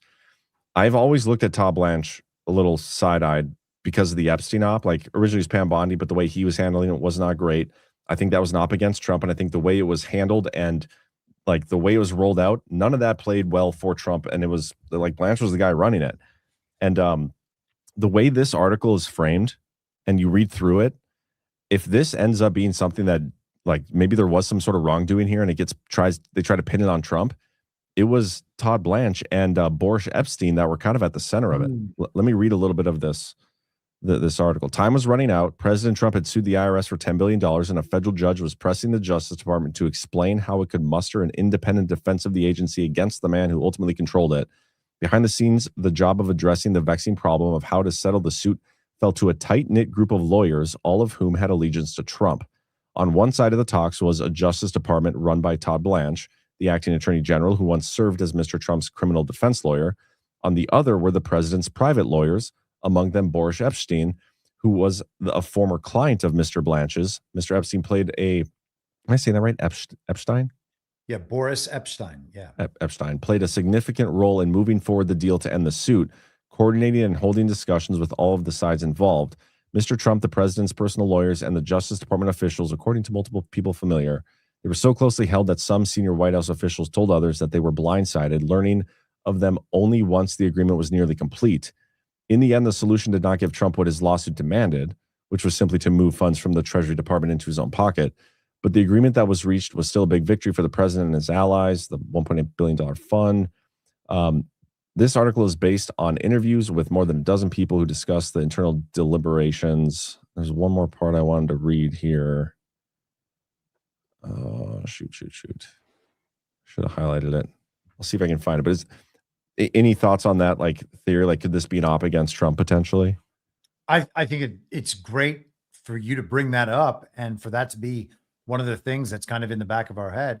I mean, we're not going to know until more of this comes to light. I mean, right now it's just a story among other stories. But yes, I think that that's an important framework that we should think about as more of this comes out. Okay. Somebody in the chat the other day, and maybe it's the same person who mentioned something close to this tonight, but said that Ken Paxton should be AG with after whatever happens with the fake election in the fall. Ooh, I love that. Yeah. I love that idea. And it's totally like Trump to do that, right? Like totally pick somebody out of Congress. At first there was a hope inside the Justice Department that lawyers would respond to the suit with a procedural maneuver to sidestep or delay the case. But that never happened and left Mr. Blanche and his team in a tight spot. They did not want the Justice Department to go into a court fight and fight the suit as it normally would, but also did not want to settle it by paying Mr. Trump directly. Ending the case by funneling taxpayer money straight to the president struck them as politically untenable. Some department officials even worried that doing so could, under a future Democratic administration, expose them to criminal investigation of conspiracy to defraud the government. Mm. And so they're trying for that via the court right now, it seems. Yeah. I mean, that's straight up what they're claiming is that there was collusion to defraud the government and get this money. Yep. Yeah, interesting. So we'll see. We'll probably have more on this in the future as things continue to play out. But let's go to this article then. The Kennedy Center ruling that angered Trump. Federal judge ordered the Kennedy Center to take President Trump's name off the building. What happens next? In his ruling, President Trump's name must be removed. A federal judge turned his attention to the statute passed by Congress in honor of the slain president. It was signed into law in 1964, only 2 months after Kennedy was assassinated. It renamed what was first known as the National Cultural Center after a leader who had championed the performing arts. The John F. Kennedy Center for the Performing Arts, designated by this act, shall be the sole national memorial to the late John Fitzgerald Kennedy within the city of Washington and its environs. In his ruling, the judge said that the president's effort to rebrand the building after himself flew in the face of lawmakers' original intent. He ordered that the 18 new letters added, it's too bad I wasn't 17, added to the center's white marble facade, which currently reads the Donald J. Trump and the John F. Kennedy Memorial Center for the Performing Arts, be removed. See, if you would have just put Donald Trump, we could have had a decode there. Yeah, it's true. The freaking middle initial. Anyway, what are your thoughts on this? Okay, so there were two things. I took a look. I have not read the whole thing because it's like 94 pages or something, but I took a look at the decision itself. And one of the things I found interesting in there is that, so one of the members of the board of trustees is the person who brought this case or brought this suit, I should say. And some of the discussion by the judge who wrote the decision was about the distinction between the claim was that the defense Trump side brought up that trust funds as described in the legislation that created the Kennedy Center referred only to the private funds, and they were distinguishing between the funds that were appropriated by Congress to run things and the private donations. So the private donations part of it I thought was interesting because Trump has talked about private donations building the ballroom and some of the other beautification projects around Washington, D.C. Trump talks about how he's paying for those things. He even talks about how he was intending to pay for the Kennedy Center stuff. So that was one of the things that I found interesting. And then the other one is that the Kennedy Center is another one of these quasi-governmental institutions that exists as part of our government somehow, but not actually, there's no designation about which part of our government it is. It has to be under the executive branch. So Congress sets this thing up, but they set it up as independent, as an independent bureau underneath the Smithsonian institution. Mm-hmm. And so the Smithsonian as well is something that Congress has set up, this cultural institution, but it's not under the executive branch. And that isn't something that they can actually do. So it kind of is under the executive branch, but it's independent. And we've seen that exact scenario being challenged and being overthrown a number of times in the court system. And it seems like this is part of that. I'm of the mind that where once they tell you essentially that independent agencies can't have this function or this function or this function, and we're going to get there. We have to get there with the Fed and with a bunch of these other independent agencies. We talked about this a lot last year, but that's the sort of thing. Like Congress can't set up something under the executive and then say that the executive can't control it at all. That doesn't make any sense. And so I think that we're going to have some of the resolution of these sorts of things. Another case that seems totally contrived, but addresses some significant issues where maybe if this thing actually goes to the end, something productive will happen. And I hope that that's where it is. That's like just an optimistic take on what this stuff is. As far as Trump losing in court, I don't think either of these issues really matters at all. So, I mean, they're also not settled yet, but yeah. Right. So the idea that this is like just Trump getting destroyed by the courts, he's doing all these terrible unconstitutional things and the courts are holding him accountable, like that take makes no sense. Yeah. Where I'm at with this is like, why does the Kennedy Center matter? Like that should be a private, our government should have nothing to fucking do with that. We should not have any control or anything over these private, small little groups like this. And we shouldn't be funding them because I think half that shit is money laundering. Yeah. And we just funnel so much money into it. By the way, the Kennedy Center's biggest donor ever is Rubenstein, $110 million or something over the course. And he was like the president of the board. That's who Trump fired. So what were they using that for then? Like, what else was it being used for? Because Trump was like, okay, well, that's fine. I'll accept this court's opinion. And then I will make sure that the Kennedy Center is fully back under the Congress where it belongs. And so that I think is the big move. Interesting. And how can the Congress run the Kennedy Center? That doesn't even make sense. Like, that's not their role. Like, what delegated authority does the Congress have to do that? They probably don't. But I think you're onto something potentially of like whose control was under before, what were they doing, and now is this like stripping that away? Also, isn't it being closed down for like 2 years for renovations? Well, it was supposed to be, and now they're trying to stay that as well. But I think it's toward the end of that article. It talks about how like all of that's already in process. They're getting ready to close it down. So, and staff has moved on and the rest of it. So is the Kennedy Center just going to be like this empty building that is eroding and being degraded in Washington, D.C.? I honestly don't care. Like, I don't care either, but JFK, sucks that he died. Like, he was a great president, all those things. But like the Performing Arts Center, why does our government have anything to do with that? I don't think we should. Yeah. I can get on board with that, but I also don't mind this sort of thing. I don't know. Are you a fan of the performing arts, Chris? I am a fan of the performing arts, generally speaking. I'm not sure I'm a fan of the Kennedy Center or the government having a role in it, but I don't know. I mean, when Trump goes to other countries, they have cool stuff, and I'm not totally opposed to our country having cool stuff when other foreign leaders, whatever. We can have cool stuff, but also our government doesn't have to like own it, run it, and manage it for it to be cool. Yeah. And we don't need David Rubenstein involved anywhere.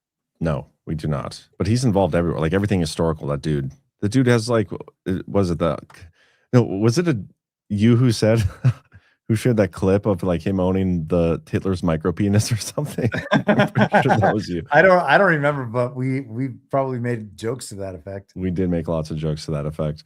But no, he owns a copy of the Magna Carta or whatever, like one of the original copies or the original copy. And the National Archives and stuff, like he's an archives guy. There's been a number of different angles when you bring up Rubenstein, that definitely adds another wrinkle to it. But yeah, I think there's something more going on here, man. I don't know what it is. I can't say that I know what it is, but there's like, if these were just minor like losses in court, would Trump spend the time making sure that everyone knows he's super, super angry about this thing? Like, hey, everybody, look at that thing. Look at that thing I'm super angry about. Just everybody know that I'm angry about that thing, so that you will also ingest the rest of that story at that time for when it turns around later. And at that point, you're going to know, You shouldn't have gone all in on this. This is like the slow moving discombobulator. Yeah. Discombobulation for everybody. Love it. I think with that, man, was there anything else we didn't talk about? No, we talked about so many things. Ruins, Big Beautiful Bill, Lame Duck. I can't even read my own handwriting here. What does that say? Something 2022 something. I gotta be a little more legible. My bad. Okay, yeah, I think I'm good to end there. Do you have a potential outro video? I have a video of Duncan Trussell, who was like a comedian who used to go on Rogan all the time, talking about Peter Thiel and the Antichrist on my desktop, but that's about it. That's about the only thing that I can think of. I'm sure I can think of more things while we go through rants, or try to at least. Yeah, real quick, guys, don't forget we have our next GART coming up here real soon, June 25th through the 28th, Deadwood, South Dakota. You're going to take a vacation this summer, right? Probably, hopefully. Why not come and take your vacation and hang out with us? Badlands, maybe put on a conference. We're going to have a lot of great content, panel format, pretty great discussion, but then also Deadwood's is such an awesome place, and there's so much fun, all sorts of things to do. So you can come hang out with us. It's a great way to spend a summer weekend. Deadwood, South Dakota, badlandsmedia.tv/events. And also this coming week, we're going to be starting to do our exclusive ticket holder live streams. I think our first one is going to be Wednesday at like 2 p.m. Eastern. I'll announce it for sure this coming week. But you need your tickets to join that, whether that's in person or virtual. Those are also on sale, badlandsmedia.tv/events. And we do have a power hour. Oh my gosh, $250 from Shelly. Wow. For this Saturday power hour. Says, thanks so much for all you do. That is very generous of you. Thank you. Thank you so much. And I think that's all we got. I haven't seen Joe in there in a little bit since last Saturday, I guess. Need a wellness check on Joe. 1027 JS. We got some rants here. 12 Indie Boy says the best part of GART in person is the DPH live with the after hours. Can't wait. See you live in 4 weeks. That is a good time. Looking forward to seeing you, Ty. Babbage says Texas Jules is now a Badlands member on YouTube. Thank you for pointing that out. I forgot to check if we had any super chats. Every now and then we get one, but didn't see it. Nope. Cigar City Patriot says, and this is a quote, John and Badlands have put together a brilliant movement that encourages us to organize local events so we can share ideas and experiences that brings truth to light. End quote. And that is from General Quast at today's Lakeland's Badlanders meetup. That's really cool. Thank you for the $50, Cigar City Patriot. Good to see you. And it was really cool of General Quast to say. And then Clorinova for $40 says, thanks for all of the efforts, John and Chris. The weekly dose of sanity and humor in every Saturday DPH makes it a much watch. Your commentary on Trump's True Social posts are hilarious. We do our best. We try. Thank you. And then Snowcat Operator gifted a subscription. Thank you, Snowcat. Good to see you, man. Let me see if there's anything else. I wonder if Trump is... No new post from Trump either. So that's everything, man. Tomorrow at, I'm trying to think what time, at 1 p.m. Eastern, we have America First Stories. I actually interviewed Jessica, who works with Badlands, and are all good. We talked about that for a little bit. And then right after that, I'm probably going to do another gaming stream. So nice. If you want to come hang out while we play some video games, come do that. Played a little bit of, at the end of me and DJ played some Call of Duty, a couple of rounds, and then he had to go.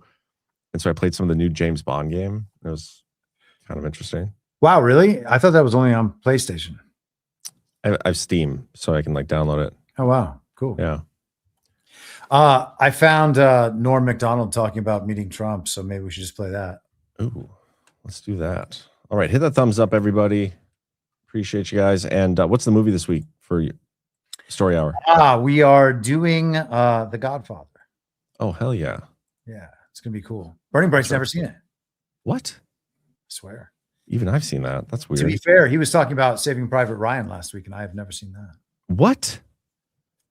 I hate seeing blockbusters, and I especially went through that period hating seeing blockbusters because everyone would see them and talk about them nonstop. Yeah. And then like after you go through that cycle, you have like no desire to see it whatsoever. Yeah, I guess I understand that completely. I go through phases where, like, with the things I watch, like sometimes I'll want to watch like all Vikings and historical like combat stuff, and then sometimes I go through a World War II phase where I watch, Band of Brothers and Saving Ryan's Privates and all those things, and just goes through the gambit. And so that's where I saw that. But yeah, it's a great movie. So you guys should definitely do that one. Yeah, but I'm sure we will sooner or later. All right, this is what we got, everybody. Norm Macdonald. I'm going to end the YouTube so we don't.